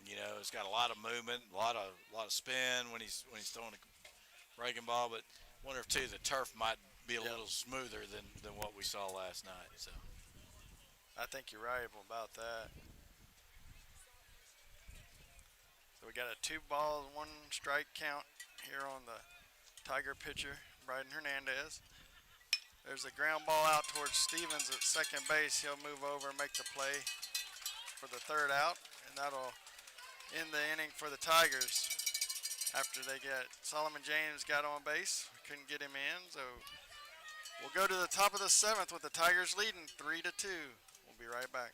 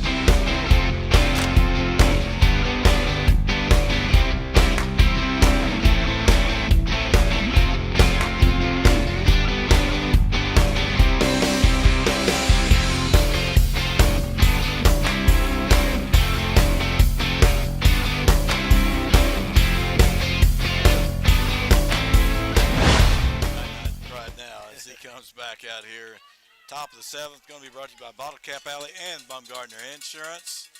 Going to have to go to the top of the order to get there, Jake White. Josh Stevens and Jalen Phillips here for Forney, as they're going to be due up. Bryden Hernandez had a 1-2-3 inning in the 6th, had a 1-2-3 inning in the 5th. Took a little extra work, though, in the 5th, but here we go. Tigers are 3 outs away from notching their by-district championship. See if they can close it out.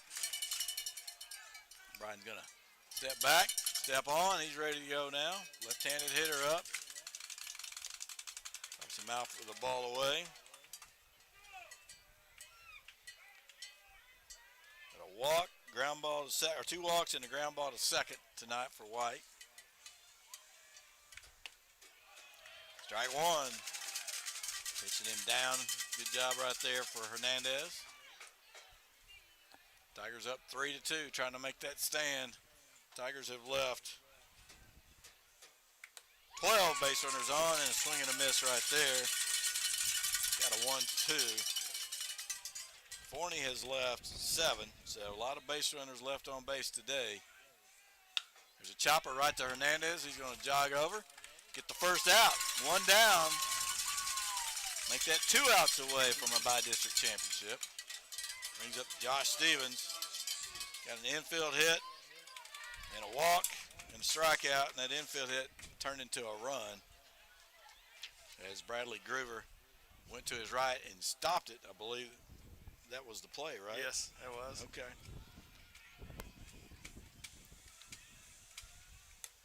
Ball stayed inside on him. 1 ball and no strikes. Stevens has been money in the field, though. He is an excellent second baseman. Fouls that one off. 1-1. Got Jalen Phillips on deck here, number 3 hitter. He's put some good swings on some pitches in this series. Here's the 1-1 pitch now from Bryden. Drops in for strike number 2. And that is a 12-6 type curveball. It comes straight in. Zane threw one similar, didn't he? Yep. Here's the 1-2 now. Fouls that one off. Talked about Hunter last Saturday changing arm angles. Bryden, he'll drop down too. Again, all their pitchers are 6 foot, 6'2", long. You know, Bryden's about 5'5", and just athletic, quick arm. Throws that one for a ball, 2-2. Not your classic pitcher look. Just pure baseball player. Definitely a battler. Here's the 2-2. Woo! Pretty close pitch there. Go to full count. It's a tough pitch to take. It is. With 2 strikes, this is a point in the game. Full count. Here's the pitch to Stevens. Ground ball to the right side. Groover over. First base. Gets the out. Again, Stevens dives in there. Love his hustle, but time and time again, unless there's a swipe play on the tag, it's proven you get there faster by running. 1 down away here. And here's Jalen Phillips, the guy who's got a swing that could tie a game up. So hopefully this win keeps him in check. Maybe Brian will keep him in check right there as that one bounces in. 1-0. Trent McGee. I guess he can come back in because he is on deck. That's right. Maybe he can run for him one time or something. I don't know. The guy's in the game. I don't understand that. Good pitch, but it's a ball. Trent McGee's been a tough out, so you'd really like not to pitch to him if you can with a runner on base. 2-0 count now to Jalen Phillips. Ooh, ball. 3-0. That's a pretty good pitch. Maybe he's low. Yeah, I think it's probably a little bit. Phillips is a little taller. Here's the 3-0. Gets the 3-0 strike. About the same spot as the one before. 3-1 now.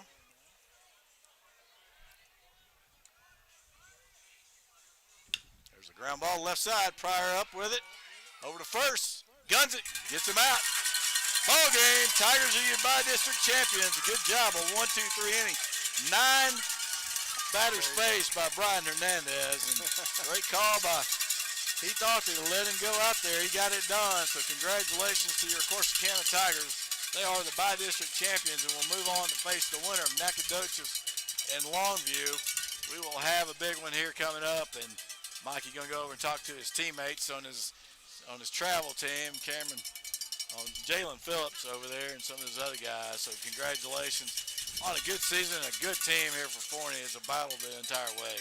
Yeah, I mean, they obviously they have a history, but this team is pretty impressive. They come out and battle, and today you just feel like bringing Bryden in was a big key right when he did, and to get, like you mentioned, that double play seemed to calm him down and get him back into the game, and man, he was good after that.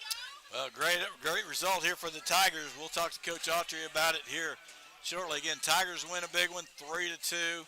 You're going to advance to the second round of the playoffs. You're listening to Corsicana Tiger Baseball here on K&D. We'll be back shortly with the post-game show after this.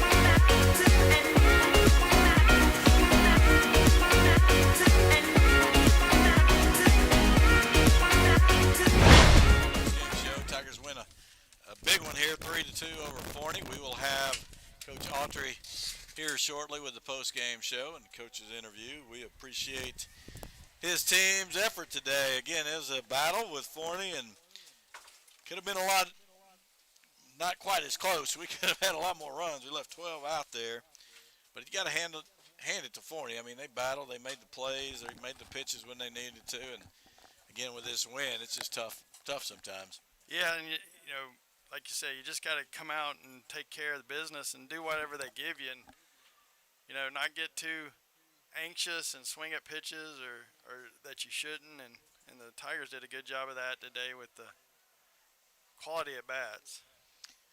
They did, and they battled their way up there. And again, you got 5 hit batters and at least 4 walks to go along with that. So that's 9 freebies. We talked about Coach Autry before the game about, and with the wind blowing like this, you can't hurt yourself. You can't put guys on base by freebies, and you can't make errors. And Tigers really didn't do that too bad, and it killed Forney with that. So got head coach Heath Autry, the by-district champions, Corsicana Tigers. Congratulations, Coach. No, thank you, guys. They want us to where they can see all right, we got to look this way. Okay. Got to be on TV. Yeah, there you go. I'll get in the middle here. Okay. All right, so good job today, Coach. Congratulations. You left 12 runners on base. You don't like that, I know, but you did what you had to do to get the win. Man, today with the way that wind's blowing, it's just a crazy game. So yeah, I'm just proud of the guys. We battled so hard, and we got hit by a lot of pitches, wore some pitches, but man, you gotta show Forney a lot of respect. They battled, man, and that their starting pitcher did a good job. He did. He struggled a little bit early on, but he kind of found a rhythm and hung in there long enough to get him through what 5 6 innings. And I assume they were trying to hold the lefty to Monday if they could get it there, and came in and made a good quality pitch. And what about the win on that ball Hunter hit? A mid right field ball and caught it in the infield. Hunter was sitting on a breaking ball. We talked about it before he ever went up there, and he just missed that pitch. It's up a little bit, but that win's a game changer today. And until you play in something like that, I mean, it's difficult. Forney's so well coached, and that whole staff's good friends of mine. And it's just a crazy day with the environment and the wind, and then you're playing against a good friend, and so I'm just proud of the guys and how we responded today. Well, what about Zane Petty? I mean, surviving that first inning looked like danger written all over it. He was able to make a couple pitches, get out of it, and then gave you 4 innings. I think that's what you wanted to get out of him, wasn't it? Yeah, I mean, we were looking to get that. We had Hunter to go to, we had Solo to go to, and we had Bryden to go to, and we elected to go to Bryden in case we had a game 3. We could start Solomon game 3 since the game was tied when we made that change. But, I mean, wow, the sophomore comes in and throwing 3 pitches for strikes and just pounding the strike zone. And, Bryden showed a lot of maturity and a lot of baseball IQ there. And, we just made some plays. I thought Bradley played really good at second base today. Mikey made a play. It's just it's a tough game all the way around. That wind just beats you up. Feels like you're in Lubbock or something. Yeah, that first inning, that ball Mikey that he played came in, charged, made the out, saved a run. That was a huge play. That's going to be a very difficult play for most people. Yeah, and then Hunter came off the bag and Yep. made a tag there, Yes. and so, I mean, all the way around, that was just a good defensive play. It was a good team defensive play. Mikey made a great play. Hunter made a great tag and got us out of trouble there. But, Zane did struggle a little bit early. But, he got through it, pitched good enough to keep the game close, and then, we were able to squeak another run across, and that's when we decided we're going to Bryden and let him finish. We thought Bryden was a good matchup with him with his changeup. Well, now I tell you what, he was struggling a little bit, gave up first pitch, and then they put a hit and run on, and the guy smokes a ball, puts Mikey right in position, gets that, and from that moment on, Bryden was in total control. Absolutely. Their whole team was first pitch swingers, so they took big hacks early in the count, and if you left the ball up, they're going to hit it hard. But I think that was the game paying us back right there. I'm a firm believer in that. That line drive right to Mikey. I mean, sometimes, and when you get in the playoffs, there's a lot of luck involved, and that's the game, paying us back and the baseball gods being good to us. A lot of ground ball opportunities for you guys. You're talking about Bradley. Austin made a couple nice plays. What happened at shortstop and the pitcher filled in their positions, doing what you needed to do, and then just keep a lot of 2-out opportunities, guys, today, and you were able to capitalize on a couple of them. Solomon James responsible all 3 RBIs. Fielder's choice, got hit by a pitch, and a base hit. So it's incredible. Solomon's competing his butt off, and his at-bats don't necessarily show it, but he's a better hitter with 2 strikes. So I'm proud of Solomon. He's still learning the game of baseball. He's getting better every time out, and just like I think several of our guys, and that's the key right now is we got to keep growing. As a club and as a team, we got to stick together, and you got to take your emotions and your feelings out of these games at this point, and you got to be so focused on the process, getting one out at a time, making one pitch at a time, that you don't have time to feel sorry for yourself. Solomon had a big night tonight. Well, you get some time off here as you get ready for the second round. Knack and Longview are tied today at 1, by the way. Okay. So. Ennis has advanced. Ennis has won. They came back and Ennis won. I called that one. Yeah. So there we go. Man, I'm fired up for those guys. I talked to Coach Monreal this morning. Man, I'm fired up for those guys. So that's great. So yeah, good stuff. District showing well. Well, obviously, we're battle tested. We're used to playing in close games. We're used to facing good pitchers. We're used to. There's a lot to say about, getting that experience in the grease, and these young guys. We keep getting better and better, and. Now we just, hopefully get through prom without any mishaps, and everybody does what they're supposed to do and enjoys the prom, and then, we can get back to work Monday. Well, that's also good. I think you don't have a game on Monday for the next week. You get that rest time for your pitching staff and be ready to go full strength. Yeah, I don't know what this guy's going to want to do. I'll talk to him tonight, and if I got to go meet him in Tyler halfway or something, we'll figure that out. But for right now, I just want to enjoy this moment and you know, just enjoy it for a couple of hours, anyways. But yeah, I'm really proud of the guys. We had a great crowd today, and I'm so thankful for everybody coming out and supporting the guys today. And you know, these kids work hard, you know, and to get to this point, and we're doing our very best to represent Corsicana the way it should be represented on the baseball field. Well, you guys are doing a great job. Congratulations. Talk to Brian? You bet. Let's bring the star reliever coming in today. Come on in, Bryden. Get you in here. Congratulations. There you go. All right, Bryden. Congrats, bud. Thank you. Good job, man. You did a great job coming into that spot, and you know, let the leadoff guy get on with a base hit. It just looked like once you got that double play, you took a deep breath and, hey, man, I got this, right? Yes, sir. Is that what you're used to? You're used to coming into the game at that point. Tell me, is the mindset as a reliever when you come into a ball game? I just try to throw two seams, let them hit ground balls, let my infield play. That's usually what I do. Felt like in the second inning you really got a good feel for your curveball. Yes, sir. Talk about what that pitch does for you when you can get that over for a strike. A month ago against mid-low, I had a different grip. Then I changed my grip, and now I just throw it way better now, and I can get on top of it. Does that, talking about the wind a little bit as a pitcher, does that affect you? You know, I know we talk about how it affects fielders and fly balls, but does it affect your pitches at all? Not really. Like it may make you throw harder. I don't know. Yeah. It feels like it does. So, but mindset-wise, you No. don't worry about a home run as much if it's blowing in that Oh, fast. yeah. So you definitely can maybe think about ground balls, like Yes, sir. approach. So, you know, and you also played out in the outfield, so you got to feel the effects of that wind. There's a ball over on the line that just kept going. It looked like it was going to be a routine fly ball and just kept tailing on you. Yes, Talk about what it's like as an outfielder when you got to win playing such games with the ball. I mean, most of the time you just think it's right here. Then you look up and it's on the line. You just don't know what to do. Well, talk about offensively coming back, you know, missing some time. Is that the part of the game that probably misses the live action the most? Yes, sir. I couldn't. I just needed some more pitches and I'll be good. You'll be good. Yes, These sir. guys were pretty good. They had pretty good stuff out on the mound, didn't they? Yes, sir. Well, talk about next week. You excited to get out there? You didn't get to experience the playoffs last year or district play, so we'll talk about what being in the playoffs means to you. We just got to work harder every day, go to practice, work hard, get in the weight room, throw all our bullpens, and we'll be good.